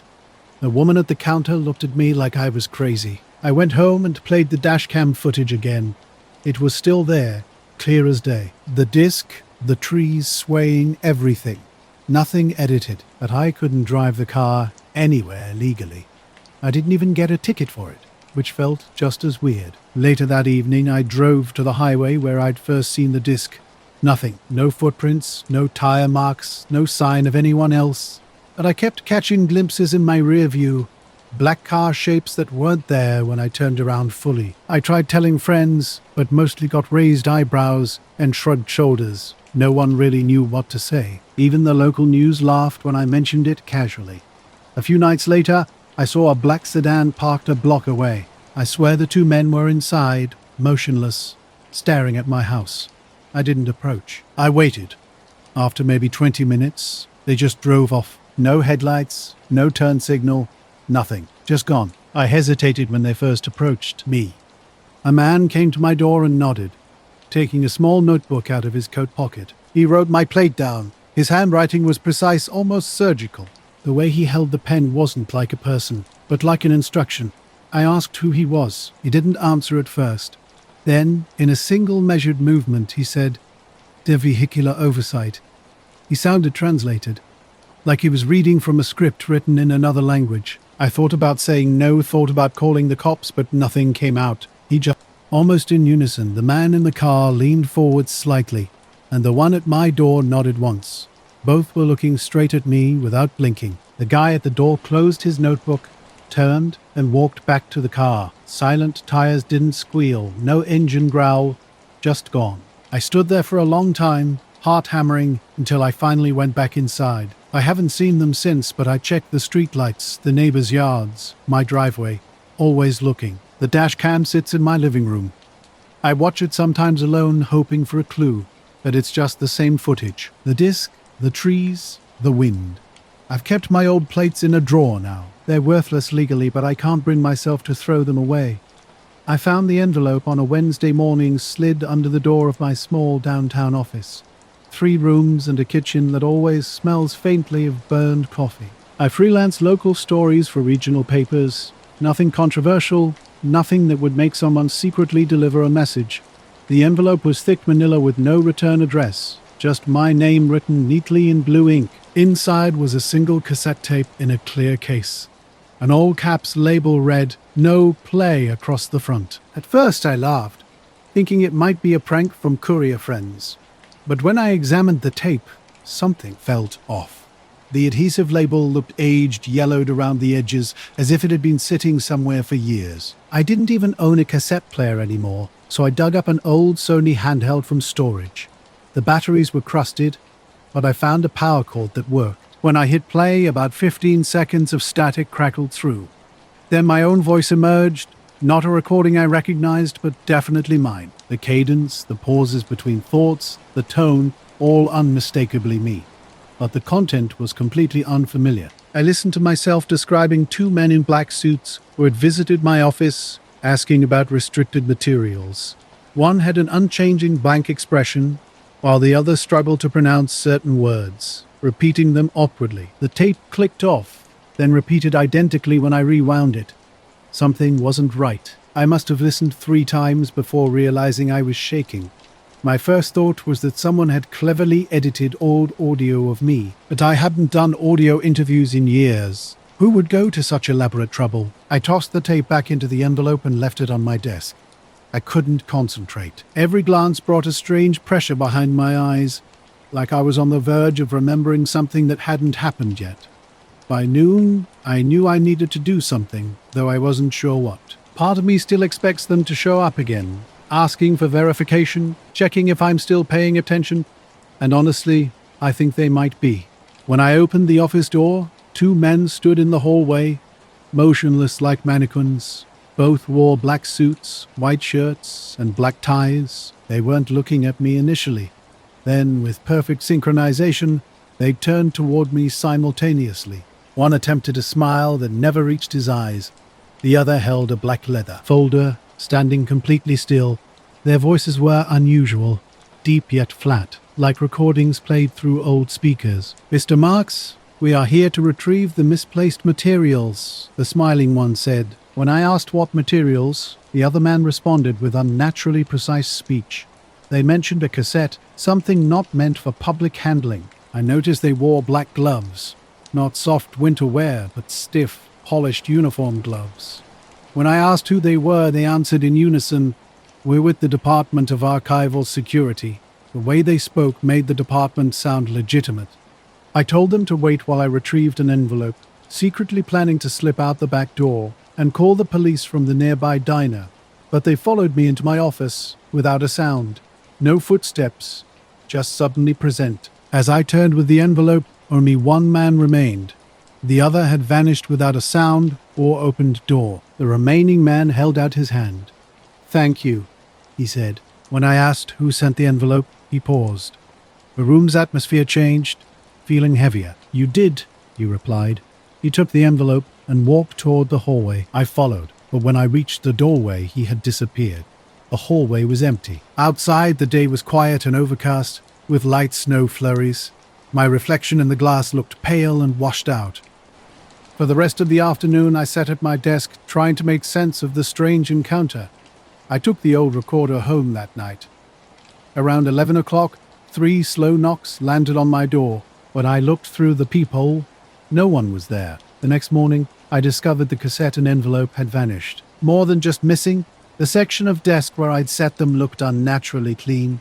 No dust, no scratch marks, as if the surface had been polished or entirely replaced. I tried contacting building security about camera footage. Luis, who manages the system, sounded uneasy. He mentioned the hallway recording was corrupted, suggesting this wasn't the first time something strange had occurred. For days afterward, I found myself scanning my surroundings constantly. Store window reflections, dark sedans parked suspiciously, people in black coats standing near crosswalks, always searching for those familiar faces. Nothing materialized. A week later, while clearing files from my old voice recorder, something odd happened. The moment I powered it on, it autoplayed. My voice emerged with the same calm tone. "They will come to retrieve the misplaced materials." Then, static. The timestamp showed it was recorded 2 days before the envelope ever appeared. I didn't play it again. Underneath the static, I'd initially found faint voices, not mine. The words were difficult to decipher, but I caught fragments about interference and a projected return sequence before the tape cut off. I wondered if they might have swapped the tape with a blank one, so I searched through my desk drawers and found another recorder to verify. Late last September, Laura and I went camping near Fort Mountain, Georgia. Those final warm days before winter's arrival were perfect for our long-planned trip. 2 friends, a cooler of beer, and complete disconnection from cell service. Exactly what we needed. We drove up Friday after work, set up camp before darkness fell, and spent the evening drinking cheap whiskey, chatting about meaningless things under the emerging stars. After midnight, something caught my attention while I tossed sticks into the fire, and Laura, reclined in her chair scanning the sky for satellites, she suddenly pointed above the tree line. "That one's too low," she said. A light appeared, white but soft, moving in an unusual pattern. "Laura, when something weird happened in the sky, it moved slowly across, unlike any plane I'd seen. Not blinking, not flying straight. Instead, it would move in a line, then stop completely and suddenly dart sideways faster than anything I'd ever witnessed. No sound at all, just dead quiet." We both stood up. The air went completely still, as if even the crickets had stopped making noise. After maybe 20 seconds, the light flared green for a split second and shot straight up, then vanished. We didn't sleep much after that. Laura laughed nervously about not wanting to get probed, and I threw a rock at her for the joke. We stayed up until the fire burned out, talking about how strange it was that the object moved without seeming affected by gravity. Later, we crashed in our tents. I thought it was just a weird but cool experience. 2 days later, I called Laura, expecting her to have looked up some explanation. When she answered, I asked if she was still thinking about that light. Her response shocked me. She said, "What light?" I thought she was joking, but she wasn't. She explained she hadn't been camping with me that weekend. She'd been at her parents' house. She even sent a photo of herself and her mum at a diner on the same date and time. I checked my own photos. Every picture I thought we'd taken only showed one chair, one sleeping bag, one beer bottle. Her chair was empty. I could remember her voice, her laugh, how she tilted her head back to look at the stars. I recalled the sound of her opening a beer and her phone lighting up her face, but she wasn't there. I couldn't sleep that night, trying to remember if I'd seen her get out of the car or set up her tent. It was like every memory of her presence was slipping away. 2 mornings later, driving to work on Highway 76, the sky still grey with fog. I noticed a black car in my rearview mirror, a big sedan, dark and boxy, like something from the 1970s. At first, nothing seemed strange, but something felt off.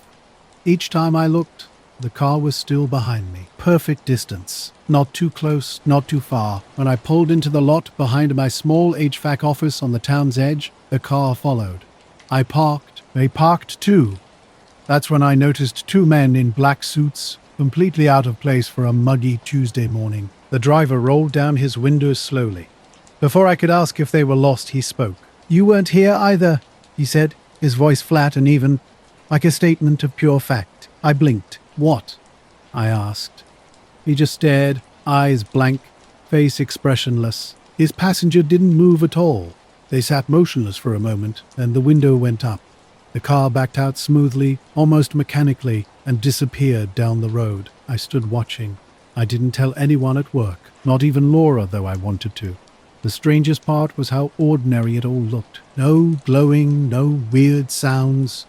The men seemed human, just wrong in some quiet way I couldn't explain. That night, I checked my dashcam. Every day's footage was there, except that morning's, not corrupted, not blank, just gone. I started doubting myself. Maybe I dreamed part of it. Maybe I'd mixed up days. About a week later, I drove past the same stretch of Highway 76 just before sunset. The sky was orange. Everything seemed normal until I saw that black car again, parked off the shoulder, half hidden by trees. No one inside, no plates. I pulled over about 20 yards ahead, torn between driving away and investigating. Curiosity won. As I approached, the engine was silent, but I heard something faint, a whisper, maybe static from a radio.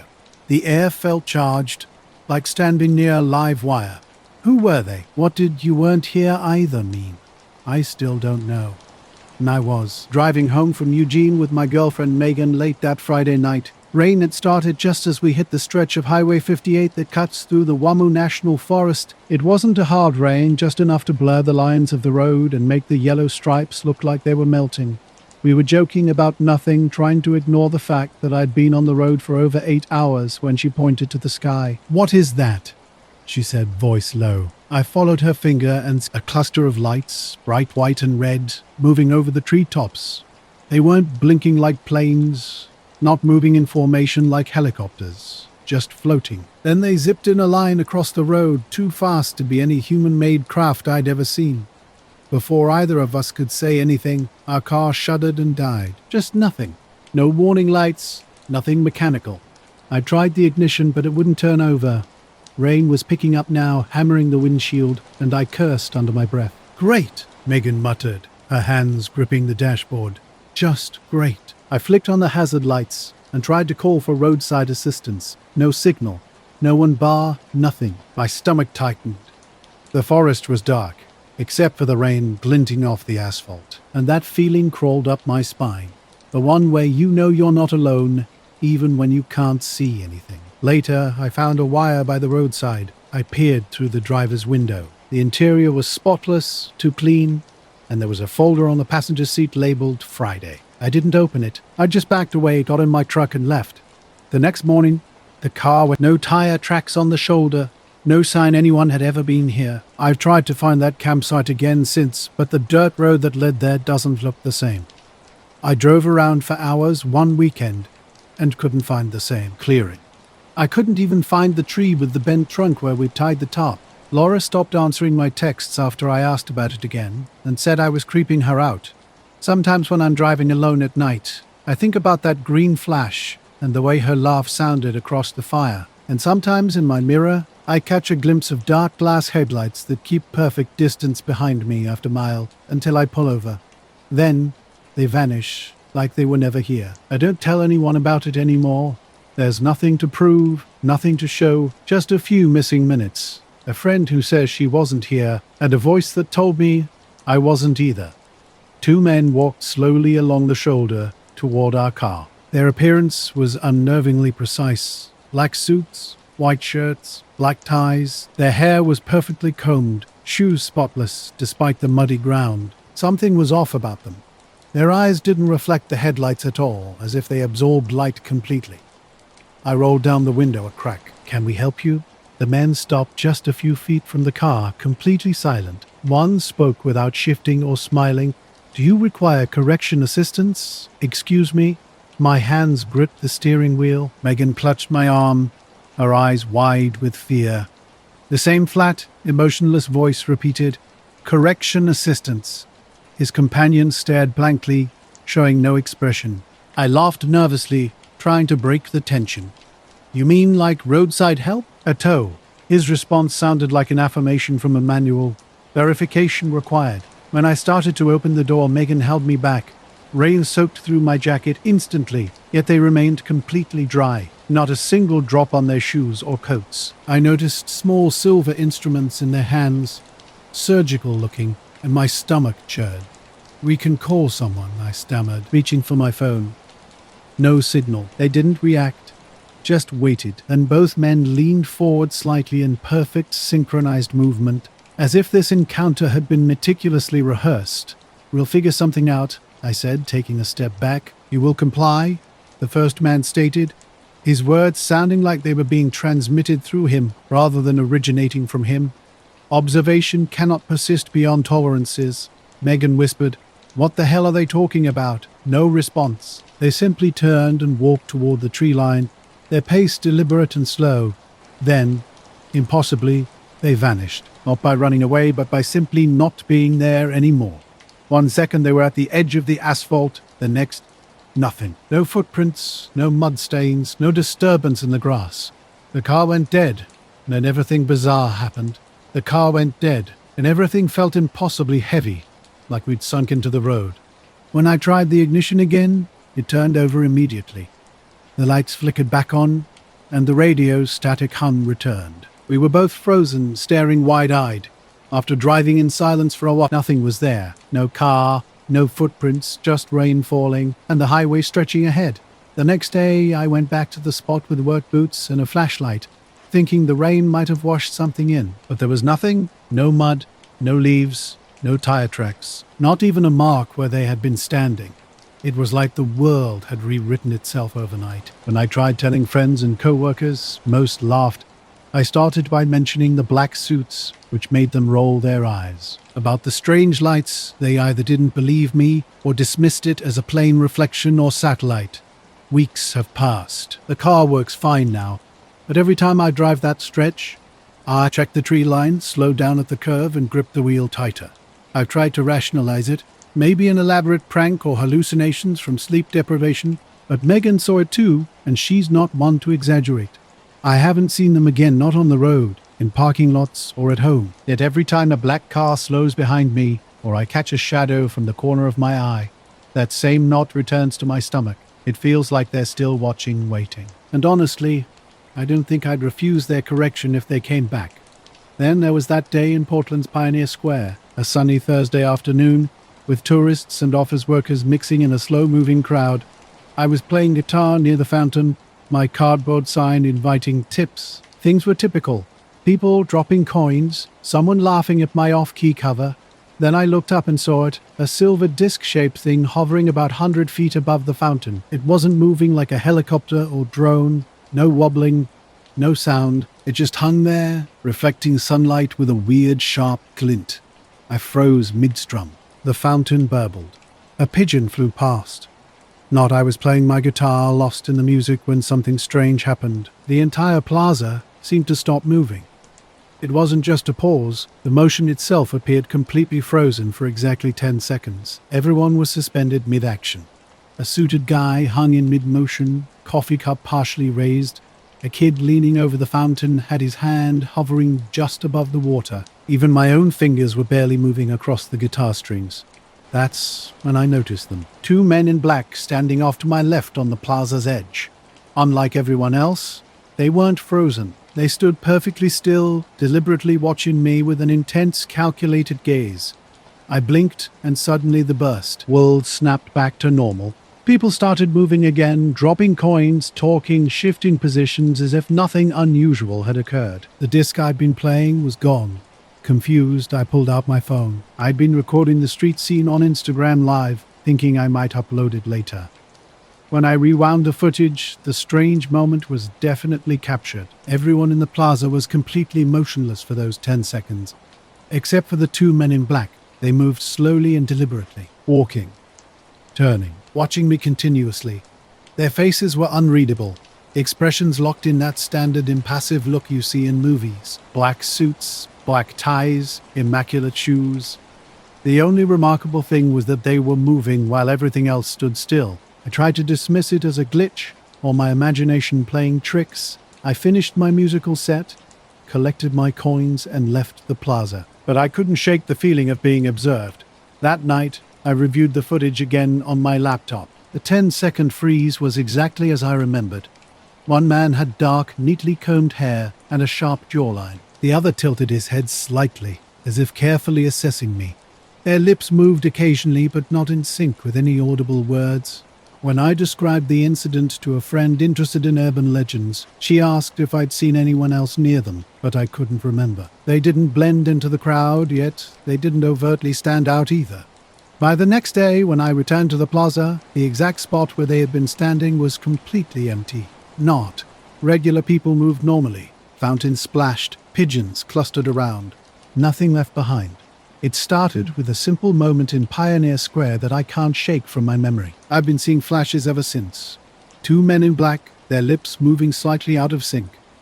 In the spyless moving slightly out of sync. Grocery store. Near the cereal aisle, I caught a glimpse of the dark-haired one.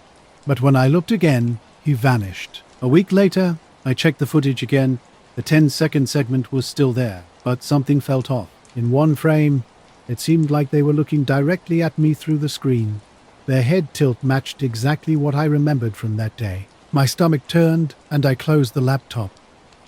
I didn't play in Pioneer Square for 2 weeks after that. When I finally returned, everything appeared normal, just tourists, office workers, pigeons, and the fountain.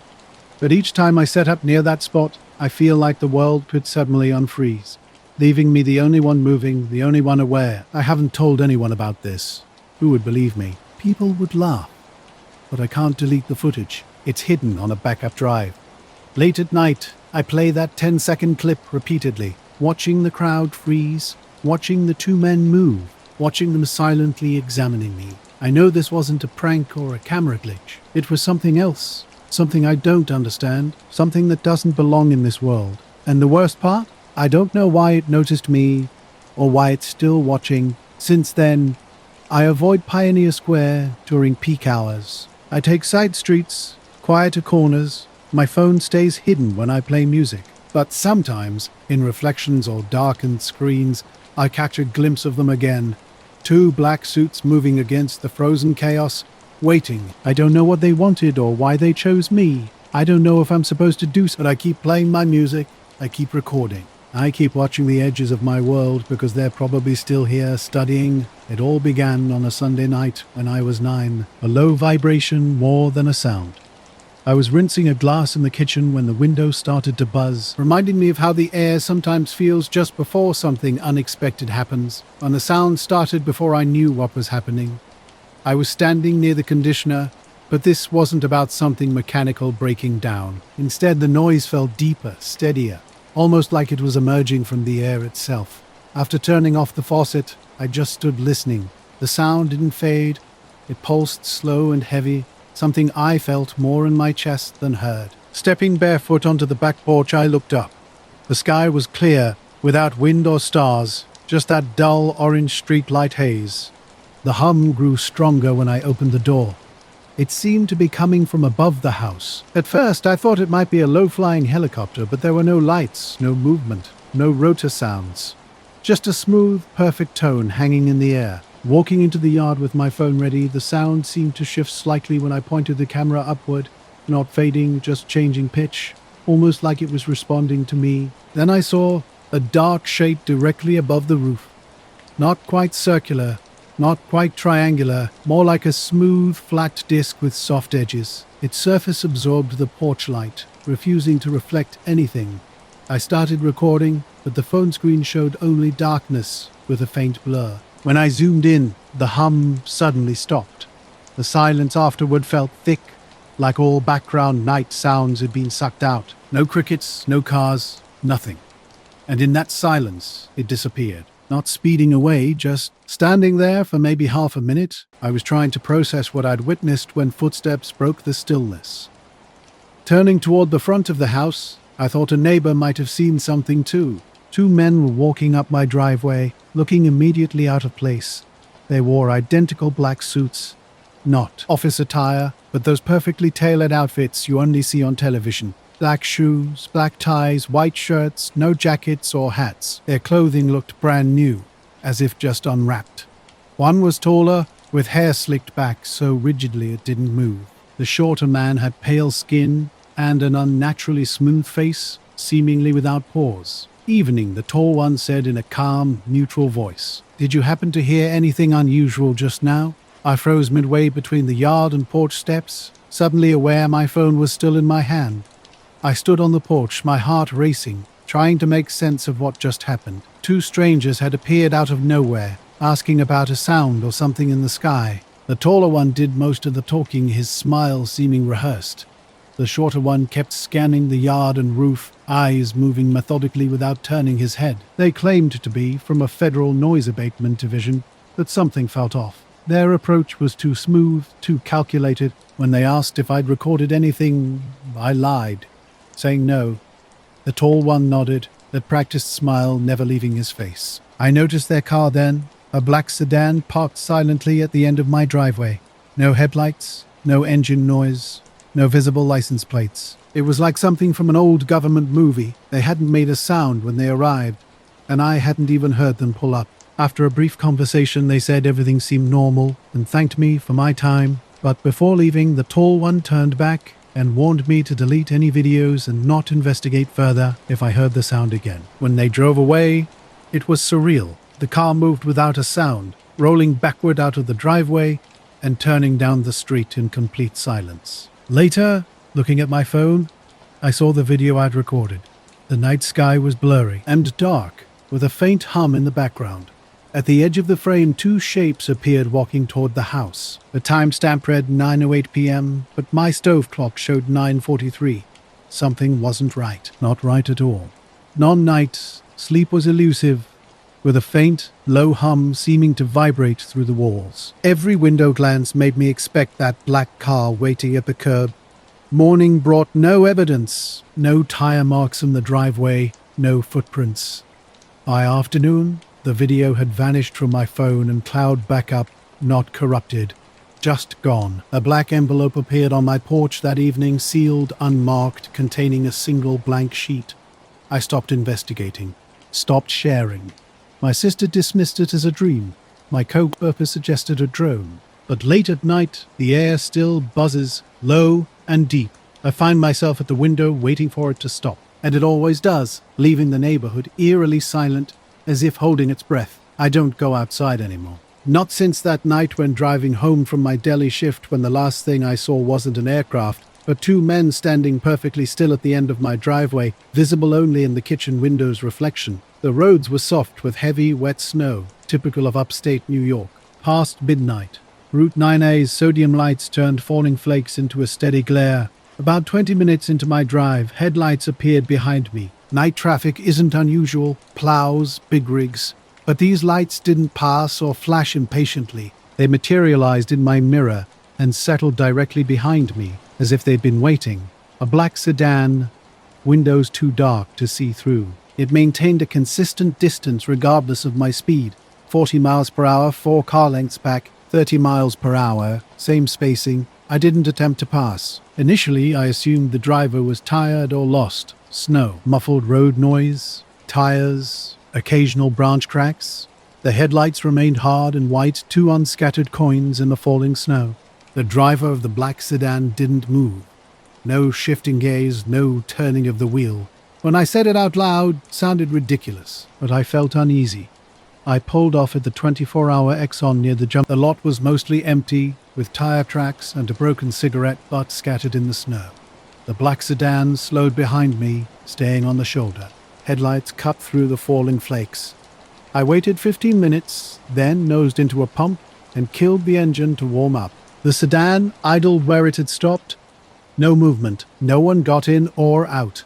Lights stayed steady. I tried calling my sister Heather. I wanted someone else to know I was being followed. My phone showed 1 bar, then glitched and dropped the call.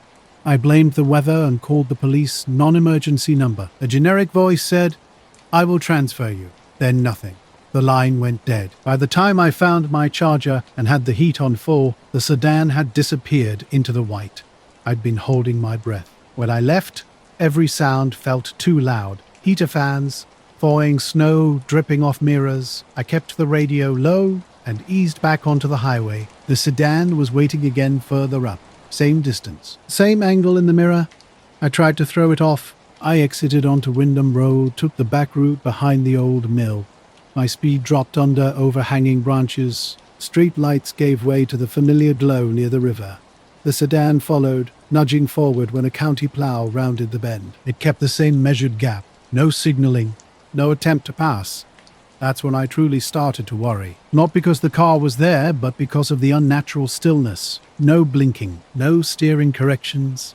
No tired head tilt. The POW silhouette was like a frozen photograph. My hands gripped the wheel, white-knuckled. My stomach had that cold, sour, nervous feeling you get before running a red light.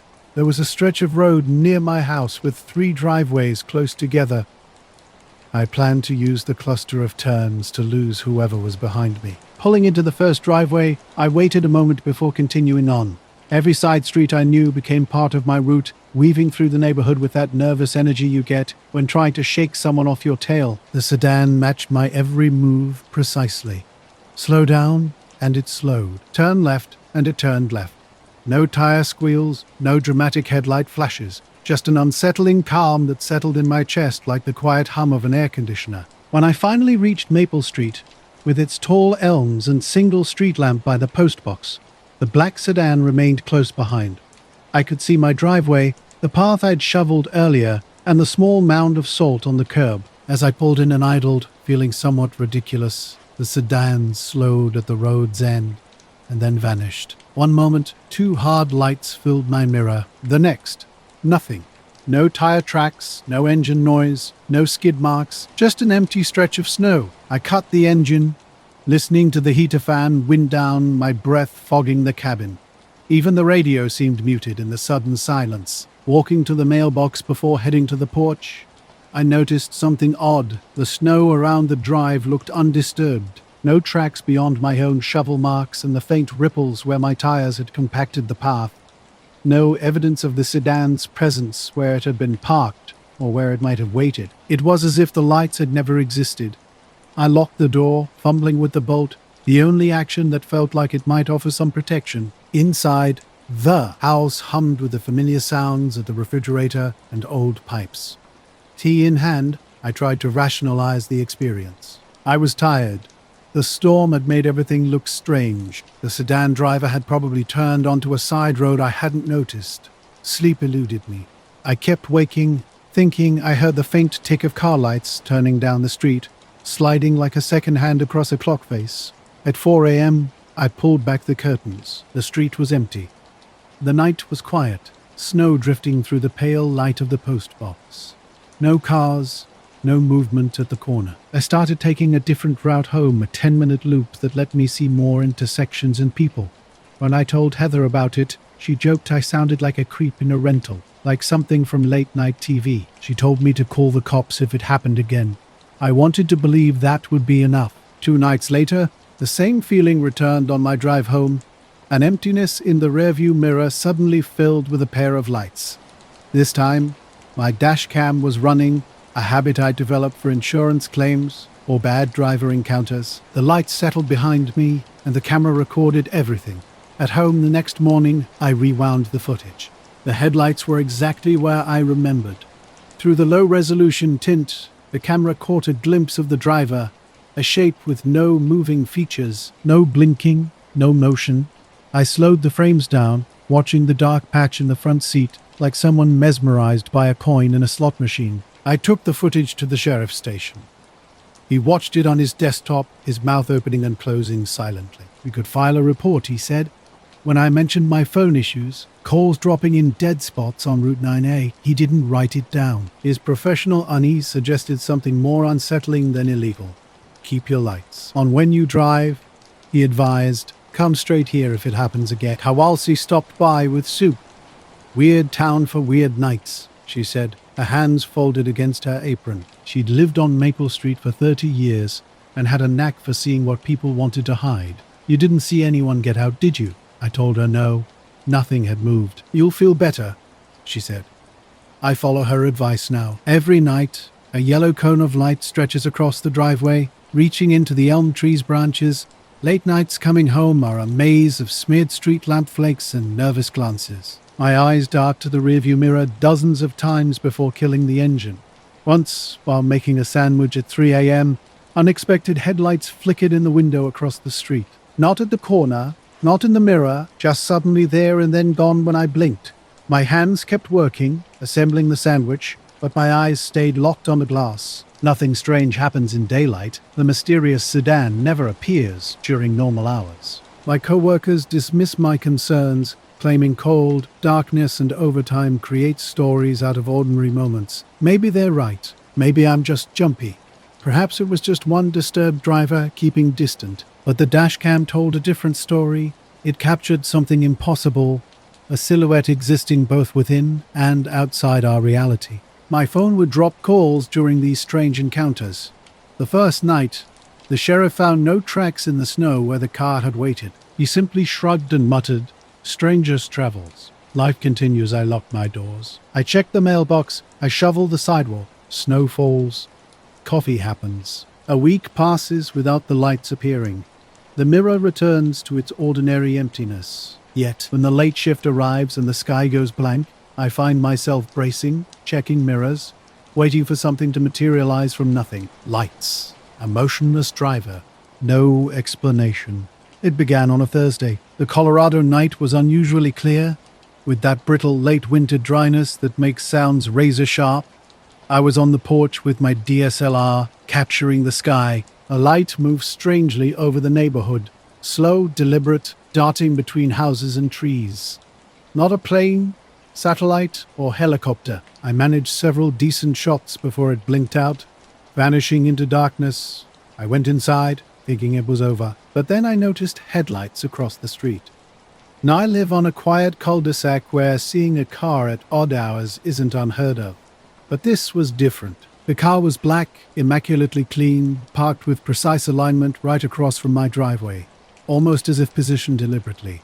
From my window, I spotted 2 men sitting motionless inside. Dark suits matched the car's color. They faced straight ahead, perfectly still. One moment the street was empty, the next this vehicle materialized without warning. I stepped outside, phone discreetly in hand. February's cold wind rattled bare tree branches. The men didn't acknowledge me. Their faces remained hidden in shadow, but something felt off. They sat unnaturally rigid, like department store mannequins. I half-waved, caught between greeting and confusion. No response. Not a single movement. Standing there shivering. I felt ridiculous, watching strangers who seemed almost unreal. Later that evening, I went inside, locked the door, and tried to dismiss the encounter. While drinking tea at the kitchen table, I kept watching the street. Nothing stirred. No footsteps, no car sounds, just occasional wind. Sleep came eventually, but an unsettling sensation lingered. the feeling of being carefully observed from across the street. Morning brought more strangeness. My camera and phone were completely blank. Photos from that night, gone. Not corrupted or hidden. Simply vanished, as if they'd never existed. Walking outside to investigate, I found no evidence. No tire marks. No footprints in the thin street dust. Everything looked perfectly normal. I called a nearby neighbor, hoping for confirmation. They'd seen nothing unusual. This made everything feel worse. Being the sole witness in a neighborhood of 50 houses. By mid-morning, doubt crept in. Maybe I'd overreacted. Perhaps it was just a strange hallucination. I was home late, lost in thought. Then my neighbor's dog started barking. Looking down the street, I saw a man walking slowly toward the end of the cul-de-sac. Everything about him was precise. A black suit, hands at his sides, moving with calm deliberation. No hat, no bag, no apparent reason to be there. I ducked behind the blinds, watching. He moved steadily, head straight, never glancing around. He passed the street's end and disappeared into a side road, without looking back. Over the next few days, I kept checking. Late at night, I thought I glimpsed a shape in a dark sedan parked 2 or 3 houses away. But when I got close, nothing. The block looked completely normal. 2 days later, walking the dog, I spotted a black sedan at the edge of the cul-de-sac. I stopped, pretending to tie my shoe. Same car, same dark and impossibly neat exterior. The driver didn't blink when I glanced up. For a moment, I swear his eyes were fixed directly on me, though that seemed impossible. He just sat there, still as a dark sculpture. I continued walking, trying to act normal, but felt watched. Every turn seemed mirrored by distant headlight glints. The air felt heavy, tight. Once home, I locked doors, checked windows. Nothing moved. The street was empty. Weeks passed. I tried downloading software to recover lost photos, but found nothing. It was as if my phone had never recorded that night. Telling friends seemed futile. The story sounded crazy. Weather balloons, satellites, drones, none explained the strange silence, how those men seemed to exist outside time, or the total erasure of images from my devices. I never saw the car again after that week. Not the same one, not anywhere nearby. But sometimes, late at night, with the porch light on, I catch a dark shape at the edge of my vision. A silhouette too, still too perfect. My camera sits on the shelf, memory card inside, untouched.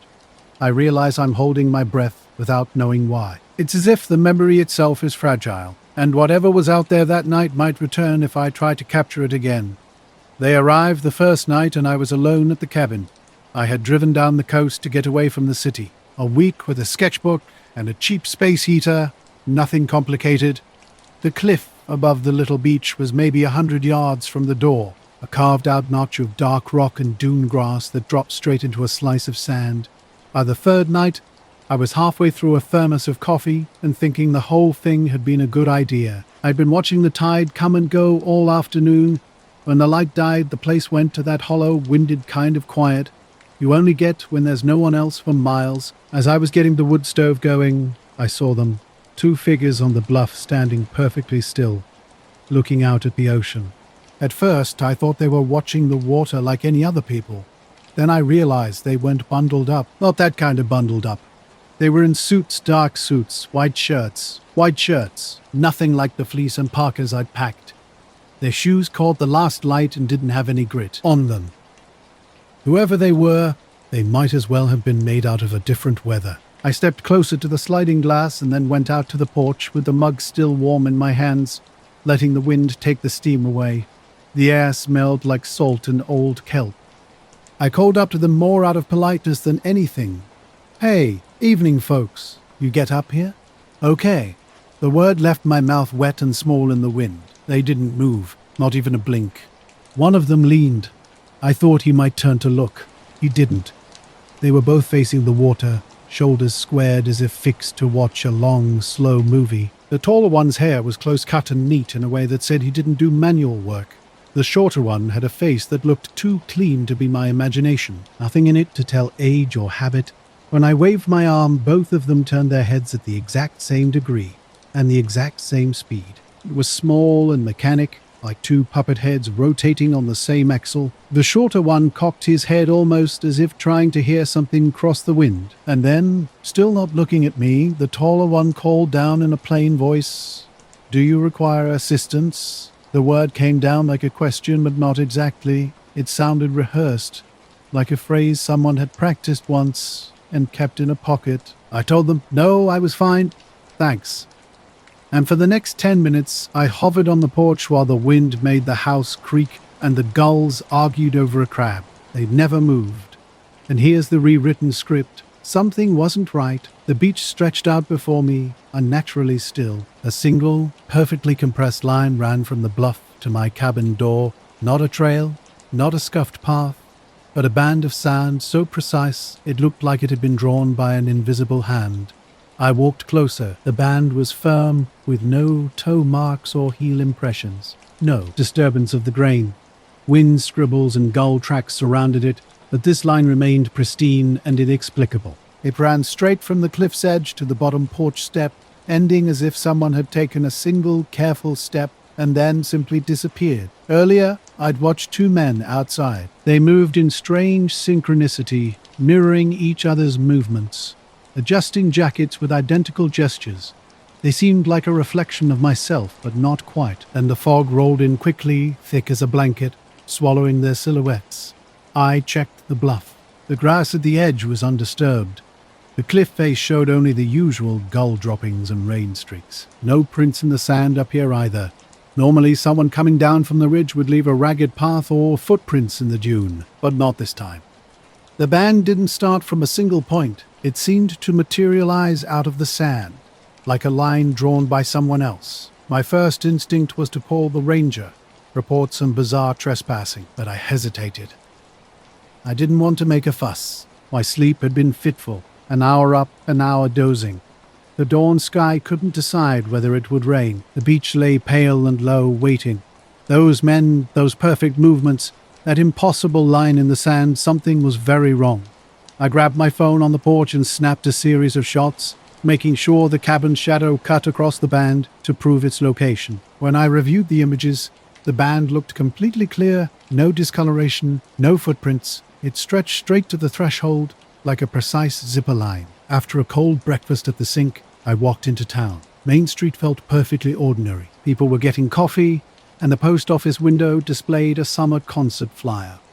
I mentioned the situation to Jan, the hardware store owner, who simply shrugged and talked about coastal towns. She asked if I'd had trouble with raccoons. I laughed, but felt small.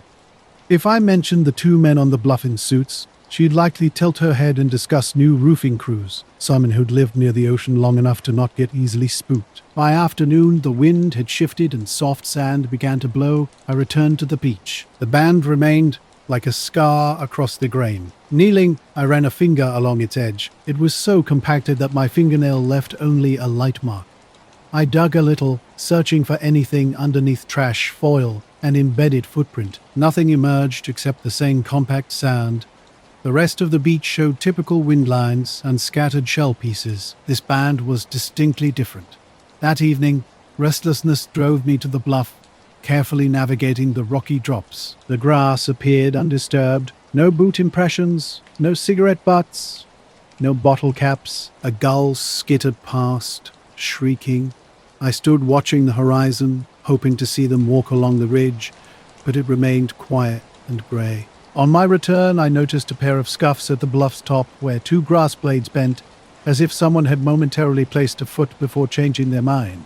Up close, they seemed insignificant, small impressions, easily made by a deer or a child's boot. I couldn't be certain. The last strange occurrence that week came on while packing the car to return to the city. I decided to cut the trip short. Sleeping alone felt different after the sand incident, and work was piling up. As I prepared to leave, I noticed the little brass key to the cabin. Infant cabin gate was on the kitchen table. The key was clean, just sitting there like everything else in the place. I knew I hadn't touched it because I always leave it by the door when I go out. I don't have an explanation for that. I took a photo of the boto band on the beach and put the key in my pocket. When the fog lifted, I stopped at the ranger station and told them what I'd found. The ranger listened and wrote a note, saying they'd sent someone to check on things. His response sounded like a bureaucrat who'd seen countless similar strange nights and was ready to file it away. He asked one practical question I hadn't considered. "Did you lock the cabin when you left last night?" I answered, "Yes, of course I had." He nodded, as if that settled something. Driving north, the fog peeled away like a curtain being drawn back. The radio crackled with local weather, and the sun hung low in the sky like a coin. Small town shrank behind me. I kept glancing at the key in my pocket, wondering if it might whisper some secret. Windows cracked, the wind carried salt across my face. At a stoplight, a teenager with a dog on the hood yelled something about a score, and I felt the world reasserting itself in the simplest ways. Later, half asleep, I told a couple of friends. They made polite, interested noises. One joked about men in suits, a phrase from whispered stories. I said, "No, I hadn't. I don't know what they were." The word that kept recurring was watching, but not like someone watching to take something, more like someone examining the sea. Maybe that's what they were doing. Maybe they weren't human in the way you'd meet someone in a grocery store. Maybe I only imagined the line of sand. Maybe the sand compressed because of tide patterns I didn't understand. I go back sometimes, not often. The band in the sand appears in my head like an unturnable page. The cliff is a place that makes you feel small and yet central to everything. What I'll remember is how two figures looked almost like a postcard image, and yet completely out of place. Now, I always check the sand before walking down the steps. I lock the door twice. I leave the light on when I leave. It splits off from the service road and climbs toward Kingsley Ridge. Late September mornings have a particular feel, trees half green, half bent toward fall, with thin air even in the valley. This run is 15 miles round-trip steady climbing that clears my head better than anything else. That morning, the sky was a clean, hard blue after a dry front. I left town before sunrise, wanting quiet. The trail started empty, my shoes crunching on frost-hardened dirt. In the distance, a creek murmured, a marmot rattled somewhere. These are the hours I love, when the world hasn't fully warmed up and you feel work in your muscles thinking of nothing else.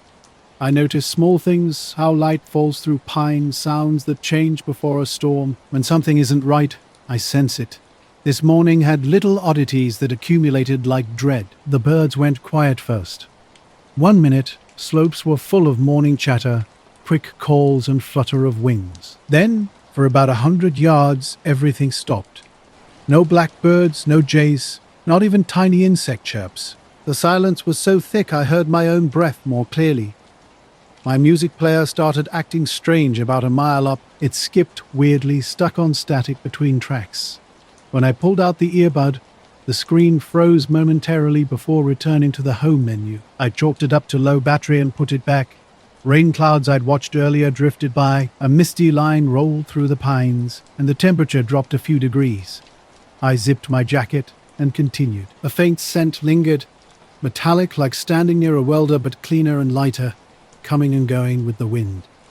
I passed my usual horseshoe turn where hikers gather. This morning, not a soul was around. I waved at 3 empty spots where I was certain jackets or packs should have been. Sometimes life offers little puzzles we can live with, some of which don't want an answer. Clear boot marks, big treads like work boots. I followed them for about 20 paces, thinking I might catch up to someone. The prints led to a flat rock and stopped. No path forward from here, no sign of any route off into the brush, just a dead stop in the sand.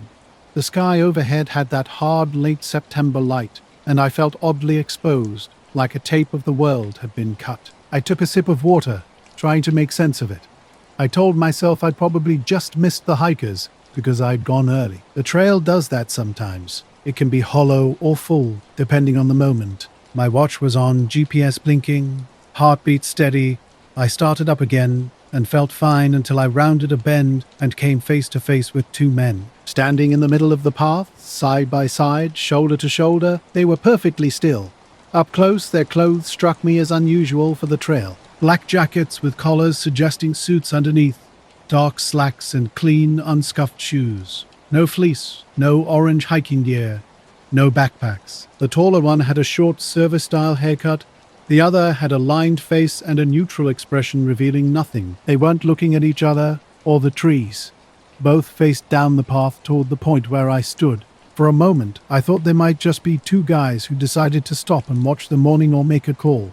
So I slowed down, as I always do out of courtesy on a single track. I stepped to the side, but they didn't move. Not an inch, not a blink. They held their posture like store mannequins, balanced, composed, slightly stiff. I said morning because that's what you do on the trail. They didn't reply. I said it again, louder, then realized how absurd it was talking to strangers who might be ignoring me. I stepped off the trail onto a narrow shoulder to give them room and walked by to clip jog, not wanting to seem like I wanted to get too close. As I passed, the taller man's gaze fixed on me with a flatness that made the hair on my forearm stand up. He didn't blink, didn't turn his head. I felt like slipping through someone's photograph. Halfway by, a weird thought crossed my mind. Their lips seemed to move slightly out of sync with sounds in the air. Not words exactly, just a micro-motion of mouths like something in the wind. Maybe that was my imagination. The mountain path steepened as I pushed another mile forward. When I glanced back over my shoulder, my stomach dropped. The space where my companions had been was now empty. No trace remained on the trail, no disturbances, no flattened brush, no footprints leading away. They had simply vanished. I laughed softly, a mix of nervousness and embarrassment, and continued on. The sky approached noon, and the valley spread out before me. Mountain peaks were crusted with late-season snow. Almost absently, I checked my watch. It read 10:12, matching my phone's earlier time. I ran, trying to conquer the hill, feeling the world sharp and taut with exhaustion. About 20 minutes later, I stopped at a small outcropping to rest and drink. Setting down my pack, I reached for my watch to log my split, and froze. The screen blinked 9:10, an hour behind. My stomach clenched like I'd forgotten my wallet. I laughed out loud, a startled sound, and smacked the watch face. Instantly, the numbers jumped back to 10:13 as if nothing had happened. I couldn't explain it. A watch was only 8 months old, well-maintained, and usually satellite-synced and reliable. Strange details began to accumulate. My phone's battery had dropped from 72% to 50% in just half an hour, though unused. The dye never unused. Stream water tasted oddly acidic on the first sip, then normal the second time. Passing hikers gave me a prolonged, unsettling look. I tried to reconstruct that missing hour. Had I sat down at a shaded switchback, taken an unremembered nap? I couldn't account for the time. Something felt fundamentally wrong, but I couldn't pinpoint exactly what. No, here's the rewritten text. The day started like any other trail run, but something felt off. I crossed paths with two men, and a ranger's conversation later revealed a pattern of strange occurrences that week. People had reported odd phone service interruptions and unexplained lights. A woman in a blue windbreaker listened to my story on a bench near the trailhead, her laugh not quite settling my unease. Back in the parking lot, everything seemed normal. Day hikers were filing out, and my car was exactly where I'd left it. Yet I felt like I'd slipped through some invisible boundary between ordinary and extraordinary. The drive home was typical, radio playing, traffic moving anonymously, but I kept unconsciously checking my watch, which had behaved perfectly. Days later, I returned with a friend in daylight, not to prove anything, but to understand the fragmented memory. We walked the same stretch, finding only ordinary things. Rocks, a cracked trail marker, a picnic table with carved initials. No footprints marked the underbrush where the two men might have stepped. Only those mysterious bootprints remained on the flat rock, dark and pressed into the dirt without explanation. The ranger confirmed a week of peculiar reports. A couple claimed their watch had stopped. Another woman described being followed by a car with two men. A hunter spoke of strange lights. He didn't connect these incidents, maintaining his role as a cautious peacekeeper. He tapped a filing cabinet, made a note, and handed me a trail etiquette flyer. I'm not one to believe in mysteries. I'm a runner who finds joy in the physical rhythm of the trail. But I can't shake the texture of that morning.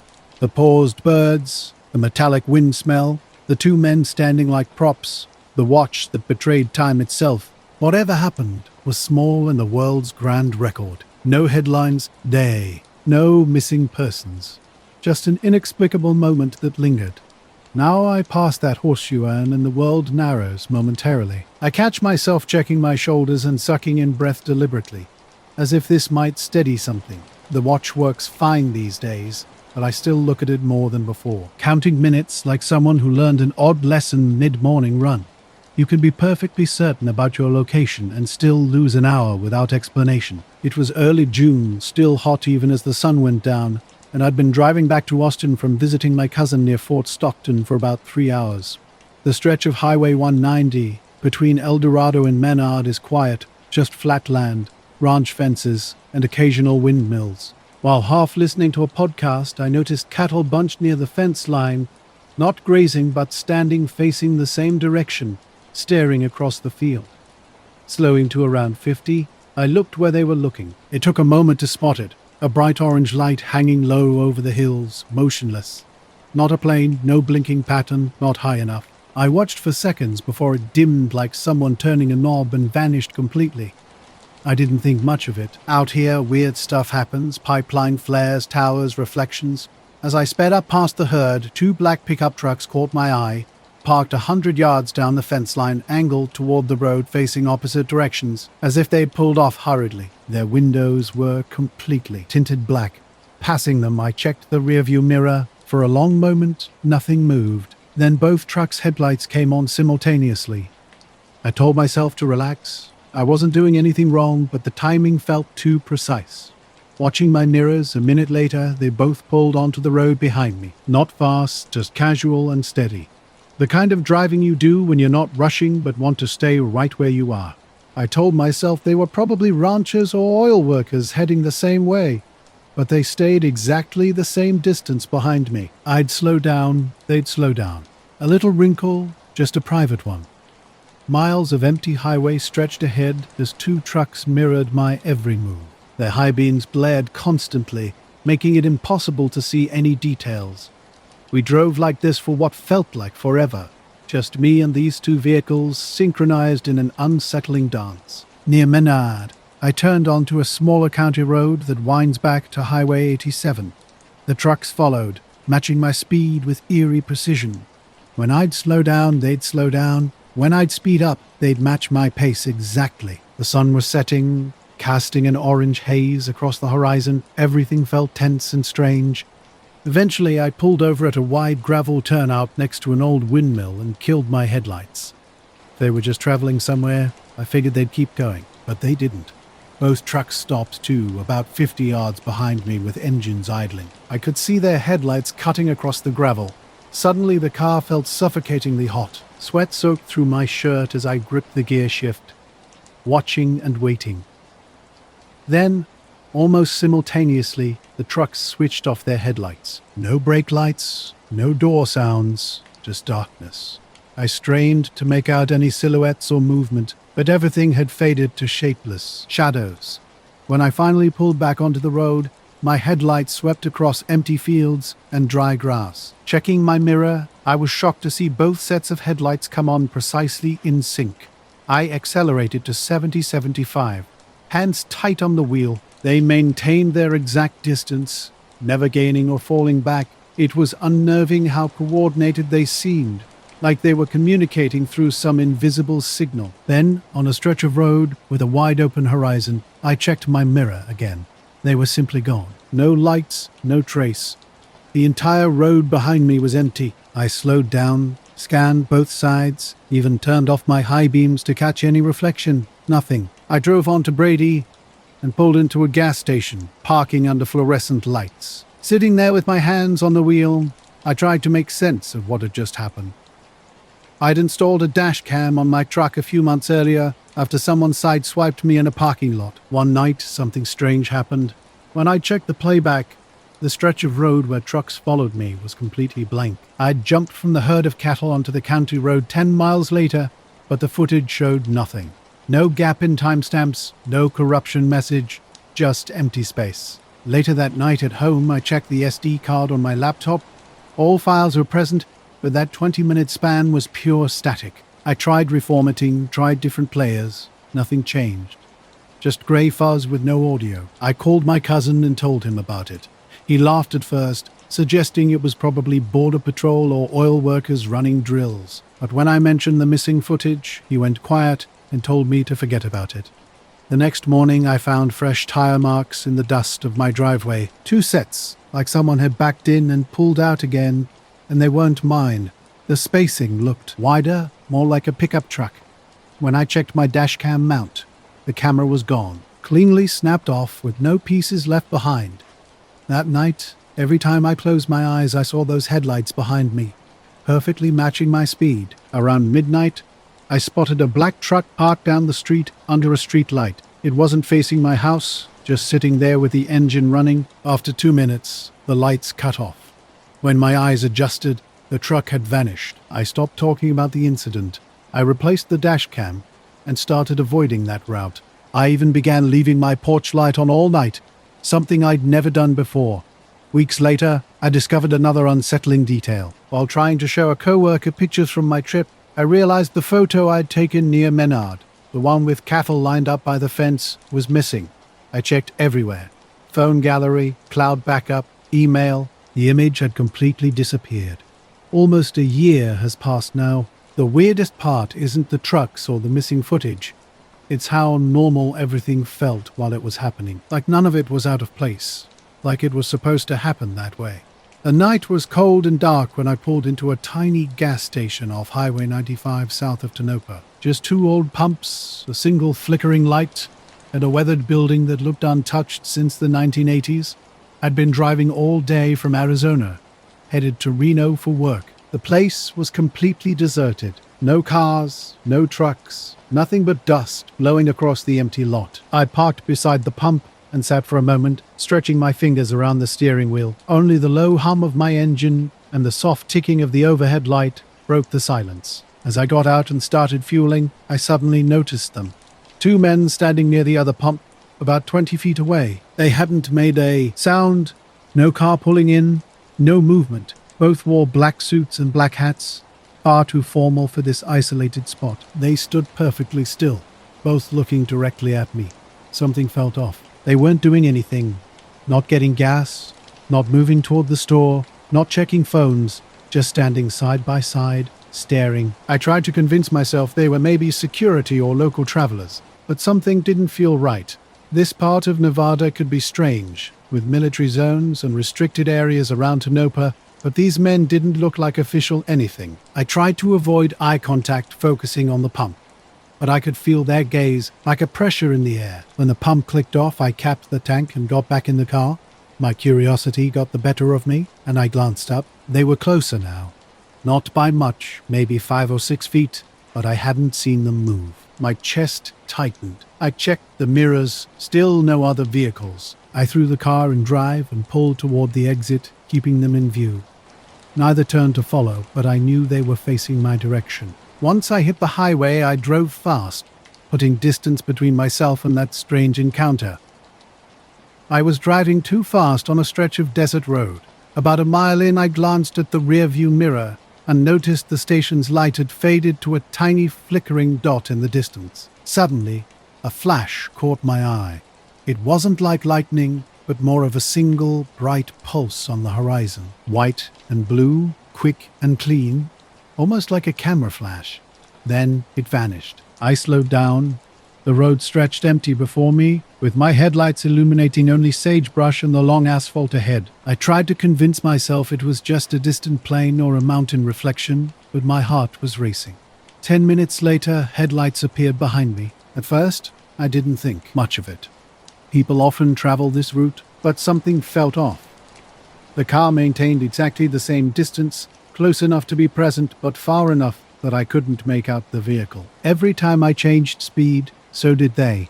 I tried to brush off my growing unease. Maybe it was just another driver feeling nervous about the lonely road, but I felt that same unsettling pressure I'd experienced at the station. When I reached a small pull-off with a single streetlight, I decided to let them pass.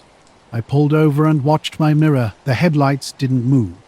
After waiting about 30 seconds, I switched off my headlights to get a better view. The moment my lights went dark, the other car's lights went out too. This sent a chill down my spine. I sat in complete darkness, the engine idling, unsure what to do. The desert was silent except for the wind brushing against the car. My phone showed no signal, I considered getting out, but quickly dismissed the idea. When I turned my lights back on, the other headlights reappeared, and they were closer now. That was the final straw. I floored the accelerator. I drove hard and fast for at least 20 minutes, constantly checking my mirrors. The road twisted and turned, rising and falling, but the lights remained consistent behind me. Then, without warning, they simply vanished. Not turned off, just gone. I slowed down, expecting them to reappear around a bend or over a hill, but the highway behind me was completely empty. I spent the next hour trying to make sense of what had happened, but nothing added up. I parked a few spots away near Bay, catching my breath. Another car was there, a silver SUV with its window down, a guy inside smoking. After finally getting out to use the restroom, something caught my eye on my windshield. A single black business card tucked under the wiper. No logo, no number, no name, just plain black. At first I thought it might have blown there, but the night was windy and the card hadn't moved. Its edges weren't bent or dirty. I hesitated to touch it, but eventually did. The card felt different, thicker than normal, almost like plastic, with a smooth, almost oily surface. I tossed it in the glove box and forgot about it. The next morning in Tonopah, I stopped for breakfast and went to look at the card, but it was gone. I searched everywhere, the floor, the seat, under the mats. Nothing. I kept quiet about the incident for a while. The few people I told assumed I was tired or had fallen for some local prank. I wanted to believe that. But a couple weeks later, something else happened. Back home in Flagstaff, I was unpacking the car. When I opened the trunk, I noticed a small line of dust on the inside of the lid, like someone had drawn a finger across it. The line curved into a shape I couldn't describe. Not a letter, not a symbol I recognized, just a looping curve, neat and deliberate. It looked faint, as if done days earlier. This made no sense, since no one had touched my car. That night, while making coffee, my phone vibrated. An unknown number. The message was short. "We appreciate your cooperation. No link, no follow-up." I deleted it immediately and turned off my phone. The next morning, the message was completely gone, not just deleted, but with no record anywhere. I told myself it was a scam or wrong number. But now, especially when I drive that same route, I find myself scanning the horizon. And sometimes at gas stations, I can't help but check the edges of the lot for two men in suits standing perfectly still. And I apologize, but the provided text appears to be incomplete or possibly corrupted. There seems to be some spelling errors or missing content. Could you please provide the full original text you would like me to rewrite?